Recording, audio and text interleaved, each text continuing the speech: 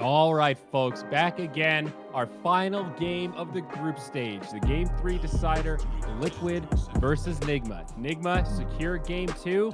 It was a quick one, 23 minutes of gameplay, 26 to 12. They slaughtered the Insania Oracle this time. Well fought by Liquid. Yeah, it was absolutely beautiful from Nigma. All right, Don't worry, folks, it was beautiful again, from Nigma, right? Just when we were mentioning their draft and what it had, what the capabilities, it was about winning the lanes and holding that aggression the entire time, keeping it at the throats of Liquid and not allowing them to get to the point where they can pick apart the cooldowns. 20 minutes later, game's over. You know, they played phenomenally. It was beautiful. Also, I just got banned in Twitch chat for typing in all caps. So, yeah, that's really sad. Well done. Let that lesson, or let that be a lesson to everyone else out there. Yeah. You know, watch the shouting in Twitch chat. The bot is angry today. T-Gov just learned firsthand. Yep. Sven pops off again, and Mind Control made that axe look more than playable. And I feel silly for poo-pooing on it, but going back to stuff, Sven on one side, Oracle Slardar on the other. Well, where do we start for Sven? He has built-in Battle Fury, he has AoE armor, he has stun, he has a Dispel, he has double damage. Am I missing something? He has free armor, free move speed as well. Free move speed, yeah. Yeah. I just like how you said, where do we start with Sven, as if it's some sort of a new advent. Like, well, where do we even start with this guy? I mean, there's so much to go over. We don't have any time. Like, and then we'd already done it in about a minute. But no, Sven is a absolute, you know, he's a delight of a hero in the meta. Of course, he pretty much is the full package. And well. Teams at this point, they should know how to deal with it. And I just like how you said, where do we Sven? Like, they knew it was coming. You see that Mag, you got that Sven vibe coming through. Liquid, they go for that Slardar. It's much more potent here in the lane. It can actually apply pressure. And it was mentioned during the cast of those two games. It's simply Nigma played really well that game because, you know, Miracle, he had that platform to play off. Of course, when Liquid rotated into that bot lane, giving Miracle that double kill, kind of propelling his game even further, it was easy for it to become the Miracle show. Game 1, he died 3 times, completely different story. He relied on his team. And that's where Liquid, with this Slardar pick, it might apply that pressure to mitigate that factor and then allow Liquid to actually have some entry into the game. By the way... Yeah, go ahead, Zuri. Well, I wanted to ask if you guys agreed with what Cinderin said in that game about the moment that Liquid lost when that PA died down in the bottom lane, I believe. Do you agree with that general sentiment? I have Cinderin muted. I only listen to Suns fan. Oh, okay. It's much more enjoyable. You guys should try it. I'll have to try that for this game 3. But you know, was that kind of the time that it flipped, though? You know, was that really the... Okay. You gave Sven double kill. They came in hot in the laning stage, and after 10-minute mark, like they almost killed all tier 1 towers, and they just rolled over Team Liquid. Yeah. It's one of those things that simply, when you have the cooldowns, if you're the one dictating the tempo, you can play off of that. But anyway, we now have Nigma with the Morana pick. It's about, I think, just having that lane pressure, and especially if I like the idea of Morana being that hero where if you know that your carry's going to have a slightly hard time and has to retreat to jungle, you need that support that can come into that safe lane and deal with that pressure, you know, kill that catapult off, or at least have that wave clear. So that Morana is that kind of mitigation factor with that catapult clearing, allows them to go jungle, Magnus can do his thing, and they're not going to instantly lose towers nonstop. Okay, I think Team Liquid will go back to traditional lanes, traditional, you know, heroes being played by the players. So we're gonna have Dark Willow 4, Oracle played by Insania, and Boxy Slardar. So pretty simple stuff coming out in game 3. Iconic heroes, right, for the players. So yeah.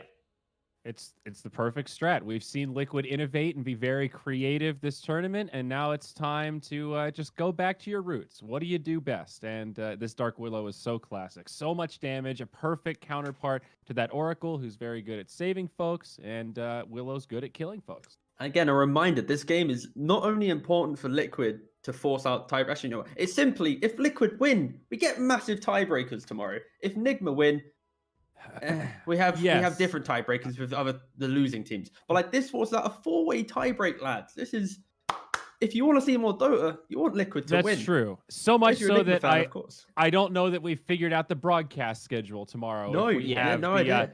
The bottom 3-way tie, and then this middle of the group 4-way tie, and I think the tiebreaker is just a round robin of those teams. So of course that could still go even again. To which the follow-up is another round of tiebreakers. So we could have Well, endless Dota. Yeah, there is a point where there just aren't enough hours in the day to play all of these tiebreakers. So we'll see what happens. Jury's still out on all that. It's been a live feed in the Discord, I'll tell you that. But Tidehunter, now for Nigma. Haven't seen this guy in a hot minute. Been popular, mostly banned out, I would say, when you don't have any abilities that match up well against the Tidehunter. Doom is still available if they want to play that mid. Like, there's not a single hero that Tidehunter is afraid of. Like, looking at the Oracle, Dark Willow, Slardar is pretty set, you know. Okay, so Viper, they want to break the Tidehunter. That's one way to deal with him, you know. You can't crack on the ATOS, which Viper usually buys, so he's going to stay inside of that being now broken. cost. Come on, buddy. Don't forget, you're breaking the cleave, too. Sven can only kill one person instead of your whole team. That's why they took Magnus with him, so you can't break that. Pretty smart. Okay, that is really smart, actually. Also, BKBs do exist. Well, eventually, sure. Yeah, BKB, that'll come into play. Great item against the Viper. I can't argue there.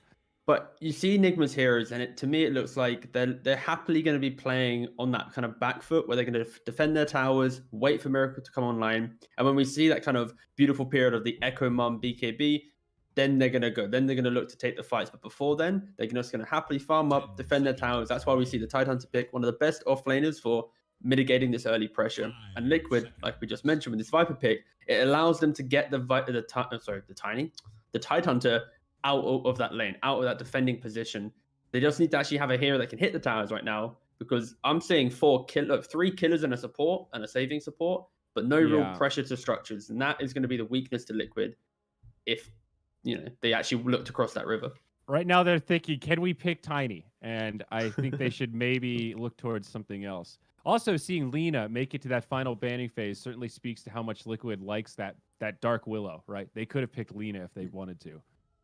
I mean, look at the bans. Nigma banning out Earth Spirit and the Void Spirit, which are not a traditionally bans. Maybe when you play against Team Liquid, because they showed what they can do with Earth Spirit on mid lane. But, Lina is usually up there, just being straight up banned. Question is, what is the carry pick for Liquid here? Is it like some Terrorblade? Of course, it's not too comfortable against Tidehunter, but just for the idea of get that Aegis and try and win the game. What about Troll? Liquid. Is Troll as well? available? Yeah. Troll should be you okay. have the Yeah. combination. Yeah. You have okay-ish laner. You're not the melee against Oracle the Troll, Tidehunter. classic. Yeah, the classic combination. Mm-hmm. Just We've been throwing Troll out a lot, and he really hasn't been getting much love. Of all the carries, him and Terrorblade have ended up being pretty low on the pick rate, and they go the other way with the Ursa. They want to threaten the kill on a Tidehunter instead in the laning stage, just have that kill presence, and it also opens up the Roche. Like, you probably have the 2 best Roche-taking heroes in the game, Ursa and Slardar, so Nigma will have to be careful about that one. And you have the save from the Oracle. That's like 2 great ways to buff up this Ursa. Damage and healing. I guess it could be a cool new answer to the Sven as well, because when you get to the point where Sven is just ripping through heroes, if the Ursa just presses in Rage Rate, that damage reduction, he's actually able to stand up into that initial burst, and then the Oracle after layering in. It could be a nice concept, but it very much puts Liquid into that position of they need to take their fights. They will, of course, be able to abuse Roshan with their Slardar plus the Ursa, and they're going to look to try and pressure non-stop. The question for me is simply, how do they end the game outside of getting those perfect team wipes and the instant kind of objective? Because poking into high ground, they're not that good at it right now, or they're not ever. Invoker's still available. They need the hero that can lane against mid Viper. They know it's a matchup, so you want to get a hero that can try to out-region it. It's good at disengaging things against the Ursa. Okay, this also works. Lots of regen. Great against Ursa, just in general. and there are gonna be some really costly spells coming out from like Dark Willow and Oracle. So Pugna's Ward is really good. Like you have 3 cores. I mean, Viper relies on some magical damage, but also prefers to use the right clicks. So Pugna pick, I'm really liking it here. I like the idea of just when the game gets to that critical point, you're going to have the decrypt come into play, and also Liquid, they're going to run at you as a brute force, right? They're never going to be able to make these cuter plays. And where Pugna, if he dictates these early rotations, especially behind the likes of a Tidehunter, suddenly Liquid aren't able to run as a death ball into the Sven. They're reacting to this little Pugna pushing your tower. You know, fast forward 10 minutes, Miracles hit his timing. They can actually maybe play into Liquid. But this is going to be very exciting to see how Liquid play their draft, and it's going to be an all-out bloodbath for them to be able to win this game. Definitely. Roshan, certainly in contention. The Pugna, it looks good. We'll see if they can do it. Tiebreakers on the line here. Last game of the group stage before we get into tiebreakers, then the play-in, then the playoffs. Still so much to come. But now, the decider. EGB.com, they've got you covered. Click the link, put up some money, and maybe you'll win some. Maybe not. Just remember, there's a risk with every bet, but get at that action if you're so inclined. Now, Suns fan, Cinderin, are you excited for this game? Suns fan, tell me how excited you are on a scale of 1 to 10. You're muted, Suns fan. That's how but excited I'm excited. That is how excited I am that I don't even bother responding. Excited with you the pressed your mute button. You slammed Thank the keyboard. Thank you so much, Zyori. Thank you so much, Cinderin, for being a great friend. You're welcome. Just have to mention that Mickey has one of the best very rares in the entire game, Dipper the Destroyer. Yep. To go along with one of the Love best that one. taunts in the game. I cannot wait to see that all game long. There it is. One of the few taunts that actually takes advantage of a cosmetic, believe it or not. That's a little trivia question. And when I say trivia, I mean the most useless information you could possibly know. Yep, Has just you're been the man for given that. to you, Cinderin. Thank you. Thank you. Who do you like in this game? I'm excited for this game. You know why I'm excited? I love Pugna. I love this hero. It's so fun to play. It's so fun to watch. It makes moments, you know. It has so many things that just make for clutch moments, whether it's insane nether ward damage, it's the clutch save with Decrepify, it's the suck, it's whatever you want it to be in the game. Pugna will bring it, or it's just going to die miserably, and that's also funny. So if there's a Pugna in the game, there's going to be fun. That's just how I see the hero. It always does stuff. Now, it has a lot of good things going for it this game. It's great against Viper in lane. It's great against the Slaughter and Ursa. They're very physical-oriented heroes that need to attack targets, so Decrep good both offensively and defensively there. Not too good against Oracle, though. I think Oracle is one of the better supports at dealing with it because of its innate ability to handle Decrepify. Oh, they missed the arrow. That's not a good start. Kuro has to skewer away. Yeah, well, at least he's not on the cliff this time around. But Mickey's getting chased by Miracle. Stormhammer another 6 seconds. Kuroki going to be chasing him as well. As GH in the meantime getting blocked by Insania. See if they can do enough damage to actually finish him off. Looks like they will have enough. That is first blood going the way of Taiga and a Stormhammer to follow onto Mickey. But it looks like he will be fine as Really more nice blocking body from block. Insania. Oh, Kuroki can't quite get to the cliff again. Been struggling with that one a bit, although this is more to get away than anything. So a lot of damage being done. First blood for Liquid.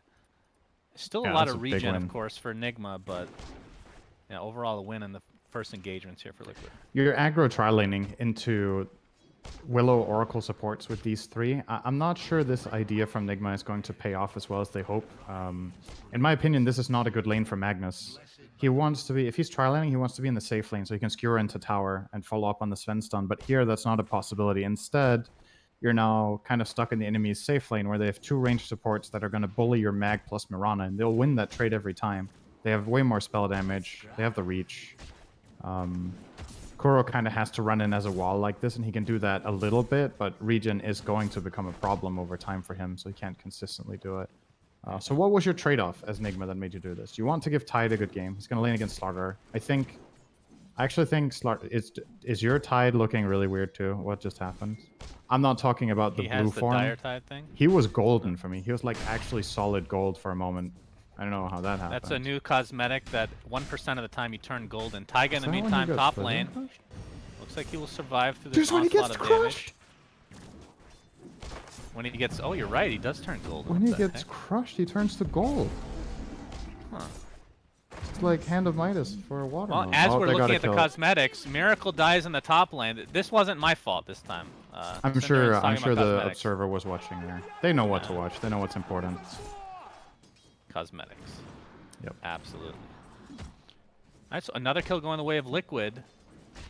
This tri-lane not working out in favor of Nigma at all. So, I mean, it's still relatively early, but 12-2 for Ursa. Then 3-0, so Miracle obviously struggling along with that death. Like, what do they do? Like, you were talking about Kuroki being this lane being kind of awkward because you're not close to a tower. But I feel like if he goes to any other lane, it doesn't really make any difference. It doesn't put them over the edge, does it? Like, if he goes bot lane, does that really help? Because Mind Control is just going to get less levels. I mean, they've kind of locked themselves into this position now where they have to do this. I'm just wondering if Tide's game was going to be miserable enough that they had to do this. If they had, like, Tide Mirana top, I think you have a good chance that either Tide or Mirana can maybe start pulling waves and you can, you know, break the lane up instead of just being static.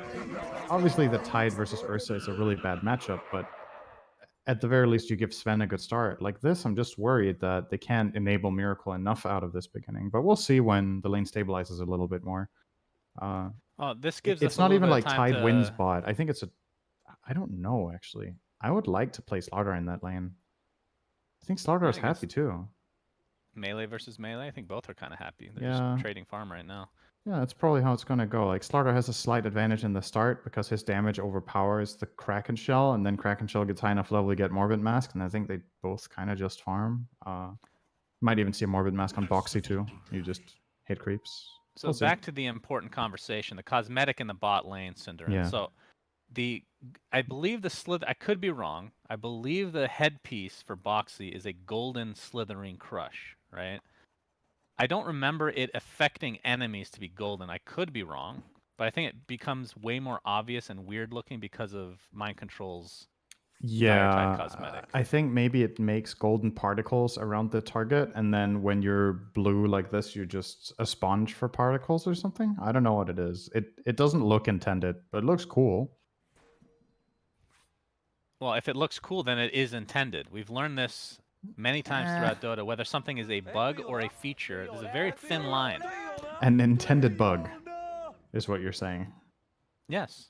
Hmm. Well, look at it this way. There's been so many bugs in the game that have become features, right? And then the one that really makes me angry is it was in the game for years, Centaur's Return. I think we've talked about this before. Working on illusions, right? Right. So you would just get really tanky and get like a Manta style on Centaur. People did this for like a week and a half, and then it was patched as a bug fix. But it was in the game for years. So what if it's a good thing? It's a feature. If it seems OP, it's a bug. You see?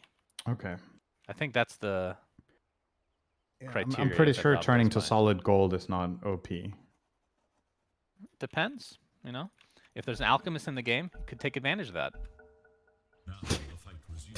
Slither and crush the Tidehunter and then kill him with Alk. Get Gain 10K. extra gold when you're golden. I mean, that could be a counter to cosmetics. Do you think Valve should start putting in small Easter eggs like that into Dota? Like some sort of insane interaction that is bound to happen in 1 out of 1,000,000 games, and then when it does, it's amazing? Yeah, and then they have to patch it because it's broken, right? That's Valve. Oh, Skewer is top available lane. for Kuro.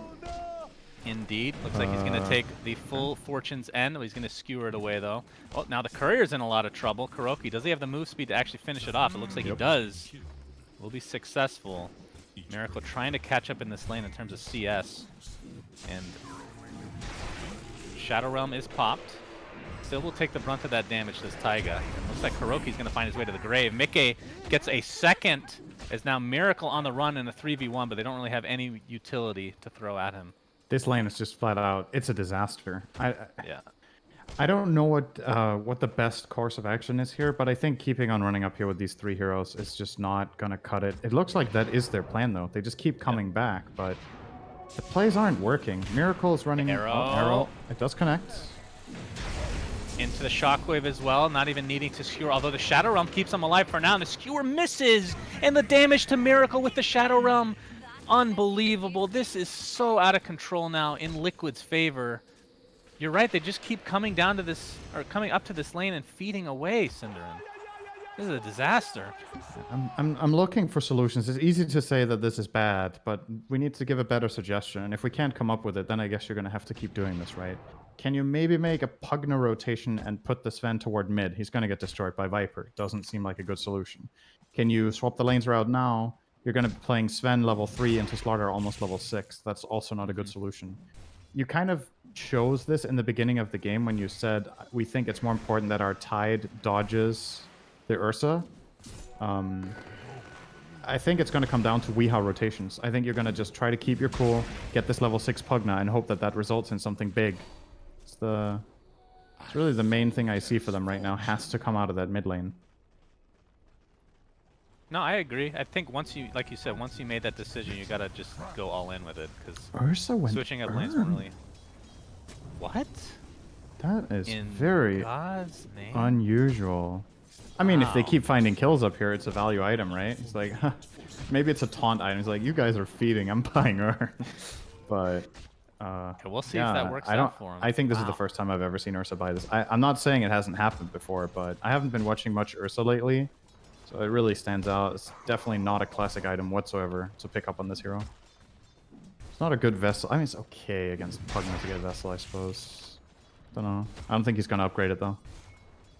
Yeah, we're gonna see a TP mid. Shadow Realm is popped, and Koikva, the level disadvantage against Weeha, is actually gonna dodge the Shadow Realm auto attack, as Kuroki and GH are now in the mid lane, attempting to clean up Taiga, but with this Bedlam placed in the mid lane, they can't really maneuver themselves away. It feels like Kuroki, not to his fault, it just feels like a weird Magnus game. Like the skewers are so hard to come by with this really annoying Bedlam, or sorry, Bramble constantly being placed. It's just hard in the offlane. I mean, that's the main thing. If this lane matchup was the exact same, but they were the tri-lane in the safe lane, I think it's very different. Because then you can Sven stun and skewer into tower, and you can play the trees. But here, it's just so much harder. There's two ranged heroes constantly covering the right side of the lane, so you can't really go from there. And if you try to go from the left, it's just not. It just doesn't work in the same way, just because of layout. So Miracle level 3, by the way. in the jungle, Gonna be- well, he's yeah, not in the even gonna be jungle. there on his own. But here comes the rotation from Weeha. So Insania takes a tumble. But as Such we a can small see, prize. Oh, Miracle, if he Miracle being dies spotted here. by Taiga. Curse Crown along with the Shadow Oh, he Realm. went for the Looks like the brambles, right. the brambles do miss. But Didn't need still, to, yeah, Miracle he's- being forced out of the triangle. Yeah. And now they're Oh, warming he it up. kills the one creep and gets a neutral item. I mean, he doesn't steal it away. It's still their own, but the fact that Miracle couldn't get that Ursa Just also adds hurts. insult Now to he's injury. going top, and now he's spotted by another ward again. He cannot catch a break. Yeah. And I feel like the way Nigma play their team and the way they strategize, in the past they've had games where Miracle has had a bad start and then they've kind of recovered off of playing around. At the time they had Matu, right? So it would be, sometimes Matu would make a lot of space or Mind Control would have a great game. With this draft and how this patch works and how they've been playing lately, I feel like Nigma will struggle a lot when Miracle has a bad start. It really is the big difference maker. In general in this patch, like the carry needs to feel good, right? He is very sad. Now they're looking for a Arrow? potential kill here. Stormhammer into Arrow, into the Decrepify. Suck from Weeha is going to be enough to take out Koikva. good Really kill. big kill. Weeha top of the net worth, and he's going to be the... Well, I guess both him and Mind Control are really high in net worth, so they have to be able to create space at some point for Miracle to I mean, farm. we're talking we talk about it a Sven, lot, If they get like- stacks, he can come back. Yeah, right? and let's also not paint the picture too grim, right? Because, yeah, your Sven is having a rough start, but there's a bright spot, especially in that mid lane. Weeha with the 800 gold lead over Koikva. He's playing a very high tempo hero. Pugna is one of those heroes that, if it has a good start, it can really put so much pressure, and that will alleviate pressure from that top lane. Pugna will spam push this tower. Liquid will rotate to try to stop him, either with Viper +1 or maybe even +2, and that is time that Sven can spend recovering in the jungle. So, at the very least, it's the right, like, how to say, archetype of hero that they have for this game in mid to solve the problem. Imagine if Weeha was a farm hero, how rough this would look right now, with their support mag and a passive 2 and a Sven without a lane. But fortunately, it's a high tempo mid that can really solve this problem. So it's definitely, like, it's a tough start, but recoverable, definitely. Yeah, I mean, looking at Miracle's net worth, it's not like it's not great, obviously, but it doesn't look like it's something that he can't come back from, especially with the inherent cleave that we brought up so many times. I mean, he's just literally jungling 100% of Still the time. got a 9-minute mom. Yeah, Mask of Madness will obviously help in that regard. We haven't seen any rotation from Mind Control. What do you think about this? It's basically just been a 1v1 this entire game in this bot lane. He's Neither a hero full wants to level get out of behind. Yeah. Interesting. 10 more denies on Boxy. Probably just playing around that bash plus crush. He can always just stun and then take the deny. Might have seen his side camp as well. Net worth-wise, they're pretty close to being even here. Yeah. But yeah, the level advantage pretty decent. I don't know. It's hard to rotate at these heroes right now, right? Like Slardar can technically TP top and go for a sprint play, but Kuroki's dead who top. are you sending bot if you do that? Yeah, he's very dead. That's the awkward thing, right? If Slardar rotates off this lane, who can take it? Sven can't go there. Sorry, not Sven. I think maybe you could send Ursa. It's like Ursa against Tide is good in theory, obviously, especially if it's a 1v1, but with Tide having the level advantage and all this farm, I don't know if you feel happy about it. You're basically giving the enemy team the avenue of killing Ursa. If you send him bottom, then a rotation from Mirana could be a kill with Ravage, etc. So you're probably happy with the state of affairs. I can See that expect exact Ravage here play. into the arrow. Bot lane Oh, starts to great. follow, but a Terrorize onto 2. Looks like Boxy might survive. He's just going to TP out with the Bramble right next to him. Such a good read based on the ward they have. They know exactly what's coming, so they have the Terrorize in position, and Taiga places it perfectly. That was really nicely done. It's going to cost them a Slardar TP back to base, but well worth it. 3 hero rotation from Nigma failing that gank. Oh, He has smoke invis. is popped. Yeah, they know that somebody is here, possibly invis. He's going to show himself, does Weehaw, with GH helping out. The arrow's going to connect on the Shadow Realm target. Remember, Ravage is down, but they're going to find the Dark Willow regardless. Now Decrepify into the Nether Blast to follow. Quickfoot. He's at half HP with Boxy coming to help him out. See if this will be enough. His life drain is actually canceled thanks to that crush, so really good timing from Boxy overall. They're going to find Mirana, so it's a 1-for-1 to start things out. There's the RP for Kuroki, finally getting that level 6. Really needed that, but not enough damage to actually finish anybody off. It's like Weehaw is the one that dies. A 3-for-0 so far as Kuroki being chased by Boxy. And with Skewer up in 5 seconds, I don't think he's going to be able to survive this. Huge turnaround for Liquid. I thought that If they get Sven now too, pretty... it's a total disaster. this Miracle could be a can't die. He complete can't team die wipe. here. He can't Quickfoot die trying here. to slow him. Arrow. He's dying. Gonna split the uprights, and yeah, the stacks from Mickey, Oh. more than enough. Full team wipe in favor of Liquid. All over the place there. Really, the key factor is that the Ravage was blown earlier bottom, right? That's what gives Liquid the confidence that they can easily fight back. No Ravage available for mind control. They still invading with the Pugna. And as long as they break that life drain with that crush every time, or with the Terrorize or whatever, then they can always just save like this as well with the Oracle. So a nice counter there. Just Fate's Edict, very effective against Pugna. Sven has still somehow managed to get Tread's mom.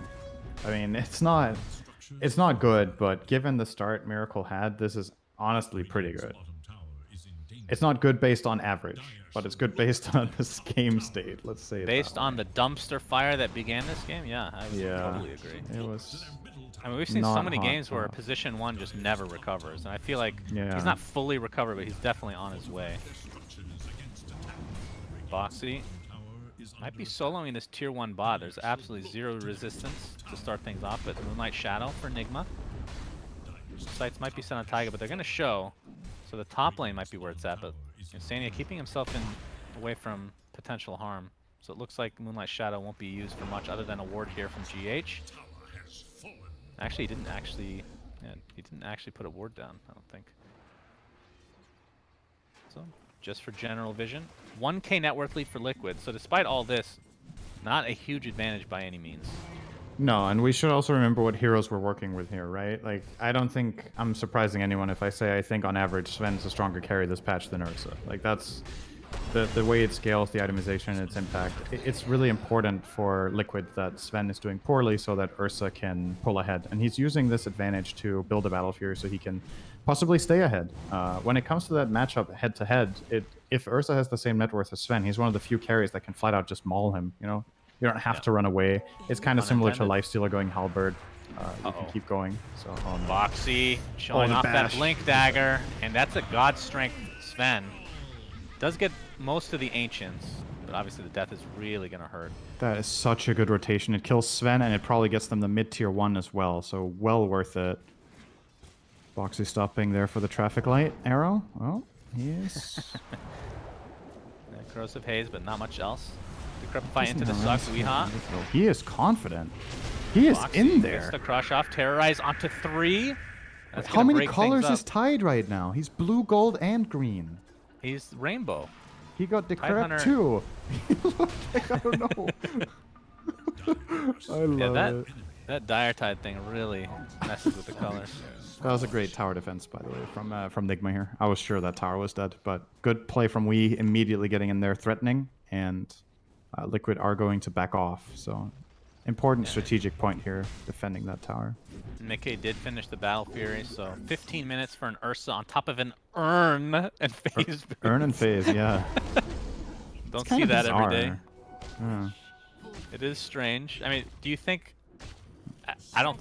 You never build this into a Spirit Vessel, right? So it was literally just for the laning stage. Because now you have a bunch of regen with He might Battle. like it on Ursa for the mana regen. This hero really wants mana as well. It's just like the He stats doesn't aren't take the bad. It's talent, I'm guessing. Oh, he took armor, the all talent as well. attributes, and mana regen. And then he wanted it for the lane value, I'm assuming. And then there might be some secondary value here in terms of, I don't know if there's any daggers he's trying to counter down the line. Maybe, it's a bit of a stretch, I think. I don't know, actually. It's a bit... Like, maybe it's also just a philosophy that Liquid have, that they're like, Urn is a really good item, we want to have one as often as possible, in this game you can buy it, or... Because we've seen teams starting to grab this on offlaners more and more, right? Sometimes mids, sometimes fours. It's a feel-good Rarely item. ones. But Very still, rarely carry, of course. Absolutely. definitely cool to see. Now, Roshan is going to be the big contention point here. Obviously, Liquid have the major advantage in terms of taking him down quickly with both the Slardar and Ursa. At the same time, you do have some counter initiation. Forms the Tide Hunter RP from Magnus as well. So you Yeah. can't really just go and do it without those on cooldown or getting a pick off first, it feels like. Or just sneaking it somehow, which Yeah, I feel like would be hard to do. at the same time, though, most of Nigma's stuns are high commitment, right? Both RP and Ravage are big cooldowns, and they need to be used well, and there's always that Oracle factor. So if you send Ursa into the pit with Corrosive Haze and he has lifesteal, you can just hit it for free, and then if they start using big stuns, you save him with Oracle. Maybe you take a big fight out of it with Viper in the pit. So it's definitely possible. There's one extra thing about this Urn, and then we'll close the topic if you don't mind. I mind. I wanna He talk about might all be game. getting it specifically because of its value with Oracle, right? Like, you're playing with a hero that has the save. Usually Oracle himself will want to buy an Urn a lot of the time. But if he feels like he can't afford it, this way you can ulti the Ursa and he can always earn himself, and it doesn't break. So there's a lot of extra healing that's reliable for him in the fight. I think it's just an item they want to have when they have Oracle, and that's it. So that's probably how they're thinking. That he's the obvious target for... And if someone else gets Oracle ulted, he's always in range, right? Ursa's in there. He will be able to earn the target. Most of the time. Ursa also support hero this game. Yeah. Healing teammates if they're false promised. So the little Ursa cub on the back is holding the urn. I mean, it's true. Like with Enrage being able to keep you alive for a lot longer. Obviously, false promise on top of that, but just being able to heal yourself in that false promise, it just feels that much more difficult to take him out. And it's not like took him a long time to get, right? He got that super early in the laning stage because they were just dumpstering that lane. And it's a big heal. It heals 240 in total. So with Oracle ulti, they overlap perfectly, by the way. Oracle ulti level 1 lasts 8 seconds and Urn lasts 8 seconds. So you double the heal from 240 to 480. It's quite powerful, right? It's a reliable 500 health that you know you're going to get if you get Oracle ulti. So Here, can- Moonlight I Shadow. can dig it. Enigma working their way towards bot lane. Mickey would be an enormous kill. Insania is in the vicinity with false promise available. He would be happy to die here if Ursa gets out. Great read. Mickey, Sentry is down. Wow, that was great. Very, if he very gets good. out. He's not Oh, okay, he's now not he out goes yet. back Goes back in, gets gushed. Weehop pops the Haste, so you can't chase him anymore. Mind Control still with that Ravage, but Liquid are here in numbers now. This is going to be a big team fight. Stormhammer onto the Koi to start things out with a Crush. Looks like they're going to be able to take out Miracle at the start of this fight, and there's the False Promise already being used on Ursa. He's going to earn himself and should be good to go as a result. Nope. Actually, no, he dies. Wow, they actually did enough damage, but Mind Control, Kraken Shell activates. Not sure if they actually want to go towards him, but Kuroki misses his RP. Truly unfortunate. In the meantime, Weehaw getting bashed down by Boxy and Koitva's right clicks, but the suck is there.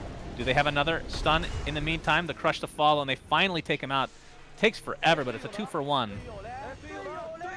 As the chase on the mind control, the endless battle of the Tidehunter will finally come to an end. Ends up being a 3-for-1. I was actually really surprised that Ursa died. But Miracle dying, like literally the beginning of the fight, did not help things out. He didn't get any experience for that. I think this was actually one of those fights that can highlight the urn, right? He had it. He didn't have a charge when he got Oracle ultied.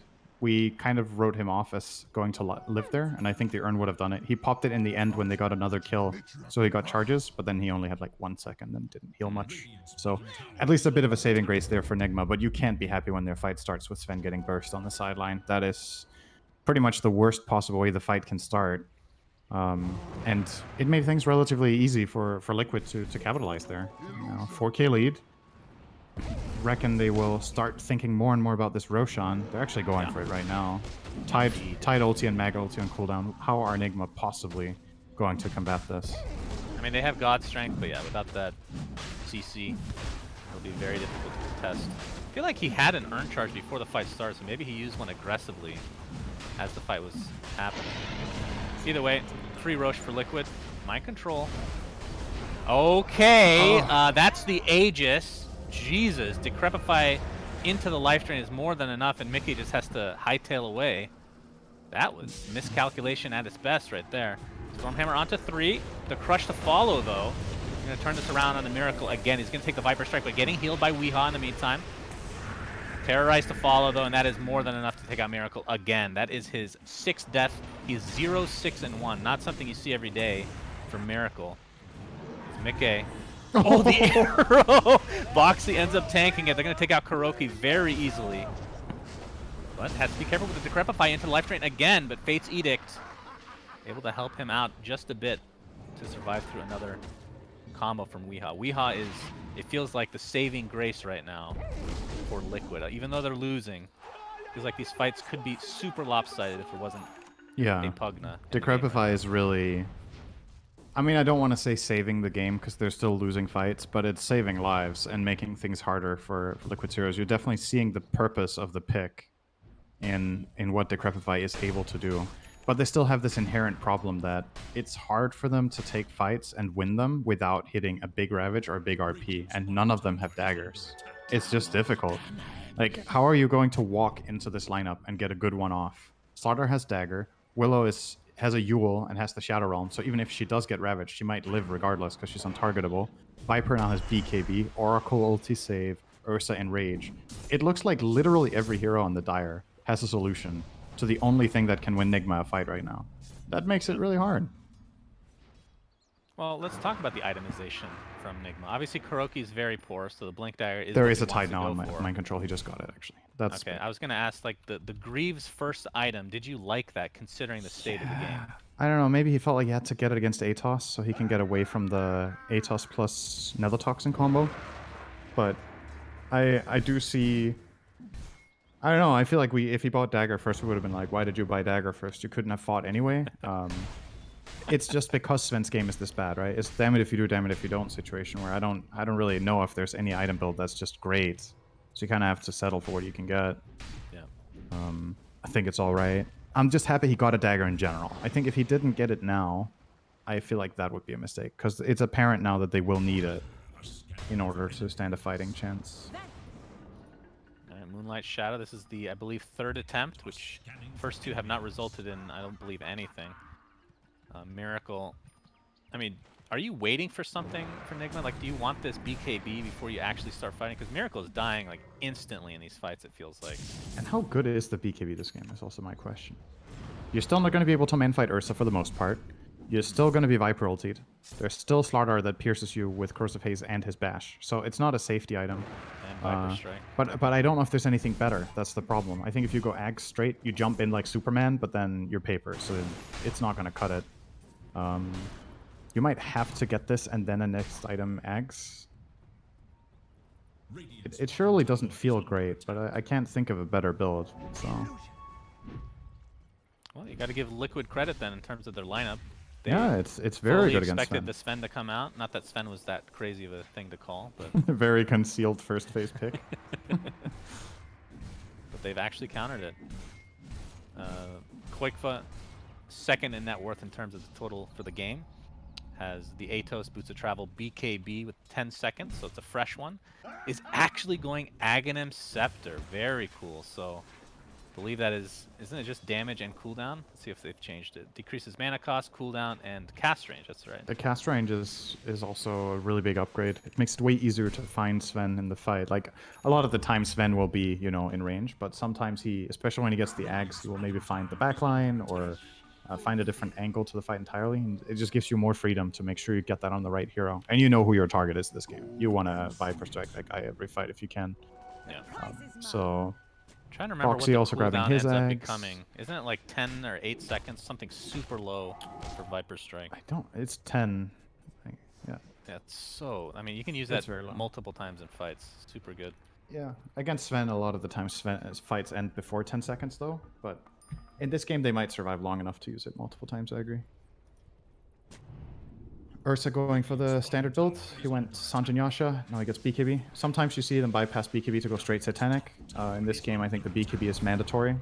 There's just too many stuns. You get all the freedom. And now you're getting nullifier to the counter crush Pugna. onto 3 heroes. Boxy showing off his Aghanim Scepter as well. Miracle trying to right-click him down, but there's the Viper Strike to follow. Ravage now, but Miracle just getting right-clicked by Mickey. Absolutely destroyed, terrorized onto 2 heroes now, as it looks like Liquid are just cleaning up this fight. GH looks to be next on the list. Taiga ends up saving himself thanks to that Yules, and that is 4 kills instantly in favor of Liquid. Dude, Boxy is so tanky. He has 3k HP when he jumps in. 3k HP, he has the Bracer, so he gets the additional magic resist. He just blink crushes, he's sitting in a puddle. And, I mean, what do you do about it? They don't have enough damage. They actually can't kill him when he goes first. That is such a sick jump. Because not only does it set up his team to follow through, but it's like a semi-bait where Nigma feel like, okay, do you not turn on that guy there? How do you get away? He gets the 3-man crush. If you don't turn around and slow him or stun him or whatever, he's going to keep running at you. He doesn't care. So you kind of feel like you have to fight back, but you can't. You're just getting Look at absolutely Weehan. beat down. This is what they've had to resort to. Yep. This is the AUI special. Not usually Pugna, but he just sit in the trees and Blasting a Just tower try that to- has blasting a tower through backdoor protection. yes, something. I mean, like no that. matter who does this, I don't think it's good. This isn't. I mean, okay, now it broke. Uh-oh, Miracle. He's gonna pop his BKB. Kuroki trying to get off the RP, but not to be this time around. Does have buyback though. Miracle. There's. Oh my god. Mickey. As strong as the Sven Slardar has looked in games we've watched, Ursa Slardar is also filthy when they kind of combine. It's level 3 corrosive haste, so minus 20 armor. Ursa has Orb of Destruction, that's minus 24. And what's Miracle's base armor? It's 10. And he has a dragon scale. And he looked like he did. I mean, he didn't have any armor, so he didn't only look like it. There's just nothing there. Kuroki's back. He does have his RP still, like we talked about, but look at the damage on the GH. Already forcing out the Greaves from Mind Control. This looks like, at the very least, a tower, and of course, Boxy can just tank this to a high degree. They don't have Aegis or anything like that to work with. Let's see if they commit to a Rax or not. God Strength is available as well, and they should know this. Yeah, they're just going to play Disciplined again. Liquid has been doing this all series long. So away they go. Aghanim's almost online for Quickfa. And from the Ursa's perspective, almost with a nullifier. So this is like the Pugna, feels like the Pugna and Necrophos hard counter. That's what I think of first when somebody buys the nullifier. Just absolutely destroys them. Yeah. Of course, good against Sven's Warcry as well. Mm-hmm.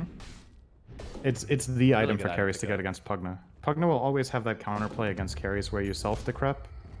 Usually, earlier on in the game, you want to decrep the carry, so you can also deal damage to them, but they buy BKB for that part, and now you buy the nullifiers to solve the other part. And suddenly, it's kind of, you know, we talked a lot of good stuff about this Pugna as a pick in this game. Its timing is disappearing now, and you've just been crushed, right? You didn't really win a single fight all game. You lost the laning stage. And here comes Mickey, and there's another great crush. Double crush, instant kill onto Kuroki. Mind Control still with the Ravage available. And again, buyback still there for Kuroki. They're just going to give up this kill again. So a double for Mickey, who actually is finishing the nullifier, so not saving for any kind of buyback situation. It's not like Nigma, even if they win a fight miraculously, aren't going to be able to push to too fast of a degree. And with Roshan, you know, potentially respawning soon, they can perhaps wait for that if they don't want to commit. Yeah, they can. In this game state, it's extremely difficult to see the Radiant take a fight outside their base. That's favored. If Liquid have vision and a smoke breaks, Boxy can just blink in on whatever he sees and crush, and he feels super safe. They either have to drop absolutely everything on him to try to kill him, in which case he can still get Oracle saved, or he just broke their smoke or their play or whatever, and they kind of have to back off and yield. That's just how I monstrous think he is. Weeha Dagon. Decrep into Dagon 2 right now for Weeha. Yeah. Just really trying to get kills. I mean, it's something. There's not much damage happening, right? It's another example from my perspective of, you know, what's better, right? Like, you gotta buy something, and if you buy defensive items, the enemy team isn't dying. So you gotta hope for that like surprise play where you blink Ravage and then you decrypt Dagon someone and get a burst kill on a key hero like Ursa or Slardar, and then maybe that can lead to something. I genuinely think it's the best item choice he can get here. Like, from our perspective, it doesn't look good, but there's just nothing that's going to look good when the game is this hard. So you got to try your best win chance item. Yeah, especially when you see that the nullifier is there for Mickey. With all that minus armor to work with, Boxy with his. They're going to go for this uphill potential fight. They're going to get the crush up. Actually does connect with the Kuroki. Gets the RP off into the Ravage. Do they have damage to follow it up? Kuroki melts under the pressure. Now Miracle getting right-click down. Weeha not able to save him in time. The heal just not nearly enough. A triple kill for Mickey. And this will be a Roshan to follow most likely, or just the game. 23k net worth lead, 4-28. Liquid's favor. Do they actually just can't do anything when they get jumped on? There's just no counterplay left. Ursa pops in Rage and BKB. Whoever he decides to kill will die. They have no save except Pugna to Crep, and that one gets nullified off, so good luck. We can't really save them. Miracle stood his ground there and hit 3 times, did 50 damage, and Ursa just cut through him like butter, you know? It's pretty crazy to see. That's Dota for you. Like, one game Sven looks like the most broken hero ever, and in the next game he's just useless. Like, it's really much can happen based on what happens in the first 10 minutes and what counter picks you have. Yeah, the laning stage was just as hard of a stomp as I've seen in quite a while. It looks like the damage will be done this time to Weeha. There's that nullifier just crushing him, not able to decrepify himself. This will be at the very least a Rax.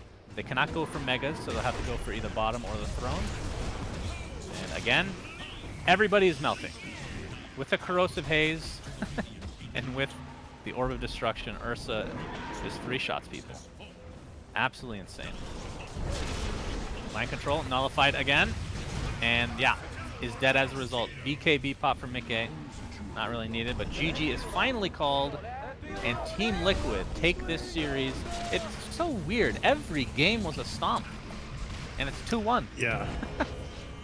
They got just absolutely rolled this game. It has you wonder what would have happened if they placed their lanes differently. I understand why they did what they did, but the top lane did not go as well as they expected. They can't be surprised that this is what they ran into. Sometimes you have an idea and you think it's going to work out better. Whether this was a theory problem or play problem is obviously up to them to decide, like, what they think lost in the lane. But if this is what they expected to happen, then they set themselves up for failure. So definitely not going according to plan. And Liquid just ran over them. Loved the Ursa pick, loved the way it ended up working. I think all their itemization was on point. For me, Boxy, a true champion in this game, just incredible on the Slardar. Technically, not much he's flaw a to hero, find. not a champion. But, you know. It's a word. Not to be too technical. It's a word. It does exist. Okay. You may get triggered. I can call them agents then? Is that what you're saying? Yes, absolutely an agent, but not for the other team. He was an agent. So Miracle was the agent for Team Liquid this time around, 0-9. And Boxy was a champion. I like it. That's good. Yeah, Mickey 16-1. It really was the laning stage. I mean, you had 2 solo lanes that kind of went.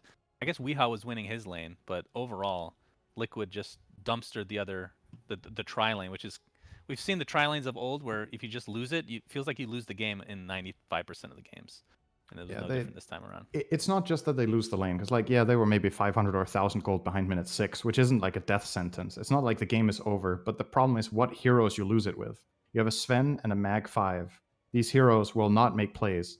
So kind of the entire game is in the hands of the Pugna, who seemingly has to do almost everything, because nobody's going to set each other up for success while the Sven is in the jungle for 20 minutes catching up. And it just means all the moves Liquid make will be successful most of the time, and that's all they needed to do, and they did it. All right, well, congratulations to Team Liquid 2-1ing Nigma. Panel, what did you think of this game 3? That was quite something. Boy, oh boy, Suns fan, 3 one-sided games in a row. Never thought I'd see it. But today, Liquid, they come out the victors with a dismantling here in the final game. Agreed about Boxy standing out, but it was just a great team performance. They made all the right moves. T-Gov, Lacoste, welcome back. Hopefully we've got an interview brewing, but how are we feeling? Feeling good. I feel like teams figured out this patch. This is why we see so many one-sided games. Like, they get the advantage and they do not want to let go. Like, it's just a constant pressure. You get a couple of kills. You keep snowballing. You get that Roche. You get that second Roche. And seems pretty easy, you know, on paper. And in terms of skill, I would say like a lot of the teams right now are pretty much on the same level. Also, one of the reasons why we see so many one-sided games. Yeah, I just like the fact that this game from Liquid, the draft, it felt as if they gave Nigma a lot of heroes they wanted to play, and they suddenly had this kind of gotcha pick at the very end. This Ursa. We mentioned how he might want to play around it, and it was the fact that he had this Urn build. He's trying to enable the rest of his team, and then you get to the bigger fights, and you think about how tanky Liquid is across their heroes. You have Slardar with his Aghanims, who's just frontlining everything. You then have the Haze on the Sven. Ursa just kind of slapping him into it was disgusting to see how quickly that Sven did die. But it's just the idea of how Liquid played that laning phase, but then had a really strong just ability to hold that lead the entire time. It's scary when Ursa is partially done his Battle Fury and he's also wiping your team, right? Sure. You're buying your farming item and you're also killing them. It's everything you want. We got Taiga here for the interview, so let's bring him in. Hopefully you guys have some good questions for Taiga. Tommy, can you hear us? Give me a second. Yeah, I can hear you now. All right, fantastic. Hello. Hey, man, congratulations on that series win. How's it feel now that we've got some tiebreakers secured? It feels nice, but definitely more games to play, and looking forward to being able to play more games, before Christmas. Yes. Seems like you're enjoying the patch because you want to play more games on this patch. That's why we have tiebreakers. I'm not sure about that. I think we just play our best Dota and just have fun, pretty much. Yeah. We were just talking before you came in, though, like the very one-sided games throughout this entire series. Why is that? Why do you feel like we're seeing more one-sided games than we were like at the beginning of the group stage, for example?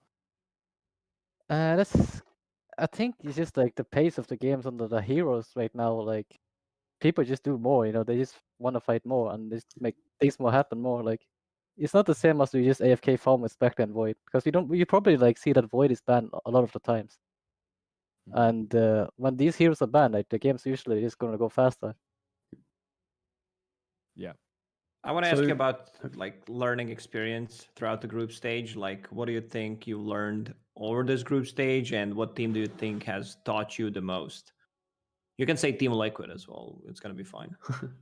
All right, I would say we learned a lot from the first 4 series we played. So we learned some from Viking. We learned some from a bit from it goes hand in hand to each team, and we also learned that we have to be confident and just play to have fun and not feel too pressured. Even if we ESL winners, we still still the same team. If I Shouldn't be- remember correctly, you lost all 4 games. The first 4 games you lost, so you learn actually the most from the games that you lose. Yeah, some of the games we lose, we learn more for sure. So, with the format of Epic League being Division 2, Division 1 eventually will merge, have you been paying attention to the Division 2 games, catching any of them, or are you going to do your research once you find out if you need to play up against any of those teams? We have been looking at the Division 2 a little bit, but we haven't been like sure about them because we don't know if we're gonna be there or not. Yeah, Of sure. playing against For them, sure. you know. So it's hard to That's fair. tell. Sure, that's fair. Yeah, it's a cool format. I mean, as a Mhm. competitor, do you like this kind of format with the separate divisions and then this crossover phase that we have now, where these top teams from Division 2 get to play against the middle teams from Division 1 for seeding? I think it's pretty cool because it's pretty rare from like based on other formats, like all the tournaments before that. Like this tournament is very different because of the format, so I think it's pretty cool. Because it's exciting, because if you don't win the tiebreakers tomorrow, for example, you will be playing up against one of those Division 2 teams. So that's where it gets even more interesting for sure, because you get to see the up and comers, the obviously previous ESL champs. You know, it's exciting stuff for sure. Oh, do Oof, you know if you're indeed. gonna play the Division 2 teams straight away or? Yeah, so the format is, if you don't get top 4 in the group stage, you then have to play up against the top 4 of Division 2. So depending on where you finish, you'll be playing up against, obviously, 1 through to 4. That'll be I Yellow see. Submarine, Spider Yeah. Pigs, So and of there's those 2 more eight teams I can't of remember. those 8 teams in the play-ins, half go upper bracket, half go lower bracket. All right, 4 teams, right? Tiebreakers. Yeah. Exactly. Yeah. It's a Please big pray for us. tiebreaker, pal. You got a long day tomorrow. Oh, pray And for us, just- please. Twitch And chat. here's the real worry, at least It as is a of Sunday. now, supposedly in the rules, if it goes even at the end of the first round, the solution is we play another round. So I don't know what happens if that actually does occur, because that is a lot of Dota. That's a lot of matches. So just win, please, for our sake and for your Yeah. sake. Okay, do us all a solid and just maybe win Yes, tomorrow. we need some praying from the chat and from the casters here. Mhm. Pray for No, Liquid. no Let's bias go. though. It's no bias, but we might. Get those pennants out, gang. Let's go. All right, very good. Well, Taiga, thank you very much. Good luck in the tiebreakers tomorrow. And again, congrats on the convincing win here in this series. Thank you very much. Thank you All so right, see you much. later. Bye bye. Bye bye. All right. Wow. An exciting end of the group stage, and not even really an end. An exciting first Does it- chapter. Now All we're this just for moving nothing. on. It means literally nothing, Zyri. Don't beat around the bush. The group stage was literally worthless now, because we have a 4-way tiebreak, a 3-way tiebreak, and then these 3 teams up top like, we've already qualified. What you doing? So now we have 2 separate groups created from one group. All in one day, Zyori. Yeah, dude, Viking GG is sitting back right now, just like, all right, let's see how you guys fare in these tiebreakers. Just tossing popcorns down the hatchet, man. That's a good spot to be in if you're secured. Don't forget, Zyori. Tiebreakers tomorrow, of course, there's the ones fighting for Division 1 upper bracket, and then the losers, so Mud Golems, Alliance, and Just Error. The winner of that plays Yellow Submarine, because they came first. That means if Just Error win the tiebreakers tomorrow, they play against Yellow Submarine for Division 1 playoffs. The perfect story! The comeback, the revenge! Yellow Submarine v It's Just happening. Error! It's happening! I can All right, you feel it! hyped it up nicely, but you know what? Maybe we should close the show, get some rest, because Thank you, tomorrow Lucas. is gonna be a really, really long day. I'm not sure if Yes. we're gonna, be able to play all those games tomorrow. I mean, some of them have to have go side by side, right? I mean, because No, like the one after bottom the could. other, we force it. I don't know. We got to figure. I don't. Who's casting all this? I think they reserved like 2 time slots for tiebreakers. We're gonna need some help here. And T-Gov's camera froze on the my actual perfect freeze frame. I don't think you should touch a thing, Oh, buddy. well. That accurate Just read, let it be. Yeah, Yeah, just let it be. represents the beginning of this group stage here. That's a Twitter picture if I ever saw one.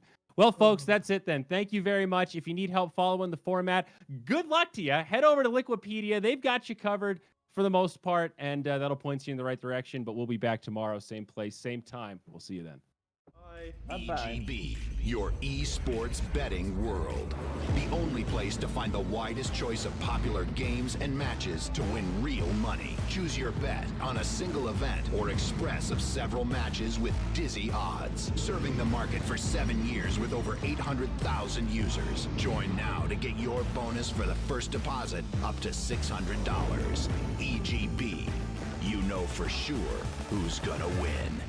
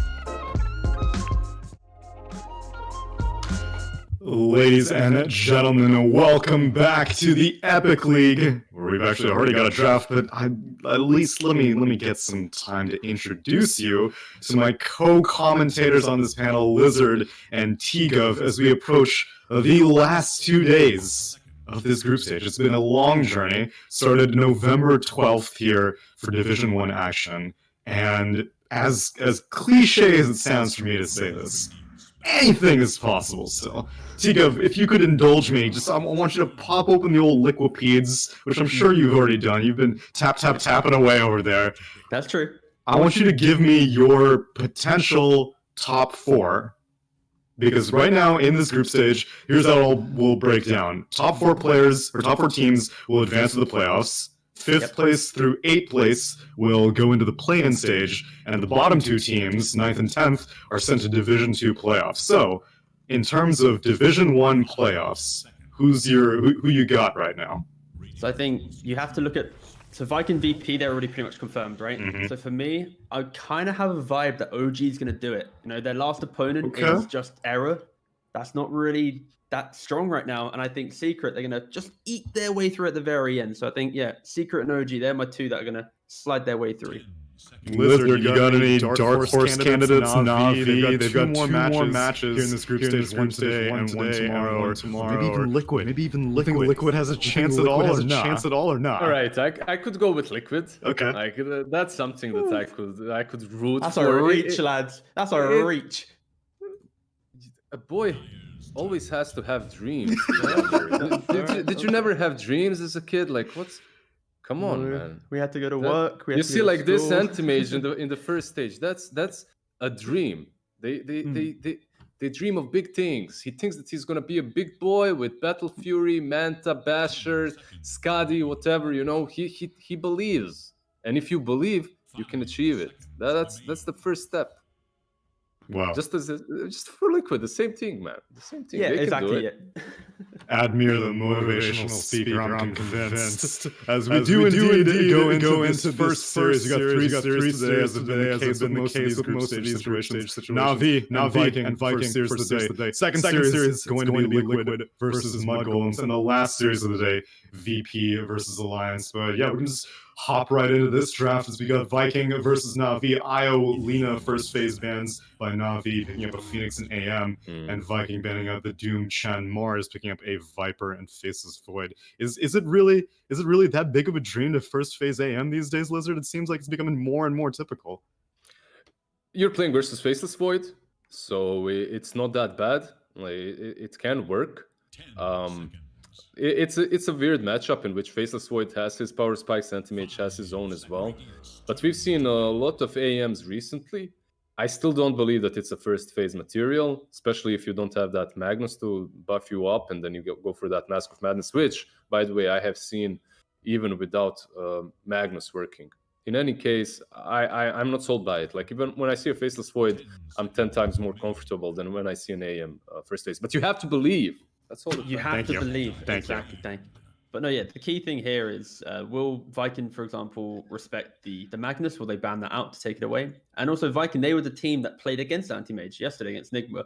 They played into that. They had I think it was Mask of Madness, then they had like a Diffusal Blade, BKB, Manta, and they were able to actually punish this Anti-Mage. And they were confident with it. So it'll be interesting to see if Viking going again, now a second game in a row, what's their new recipe to dealing with this Anti-Mage, with an Accelerant or not.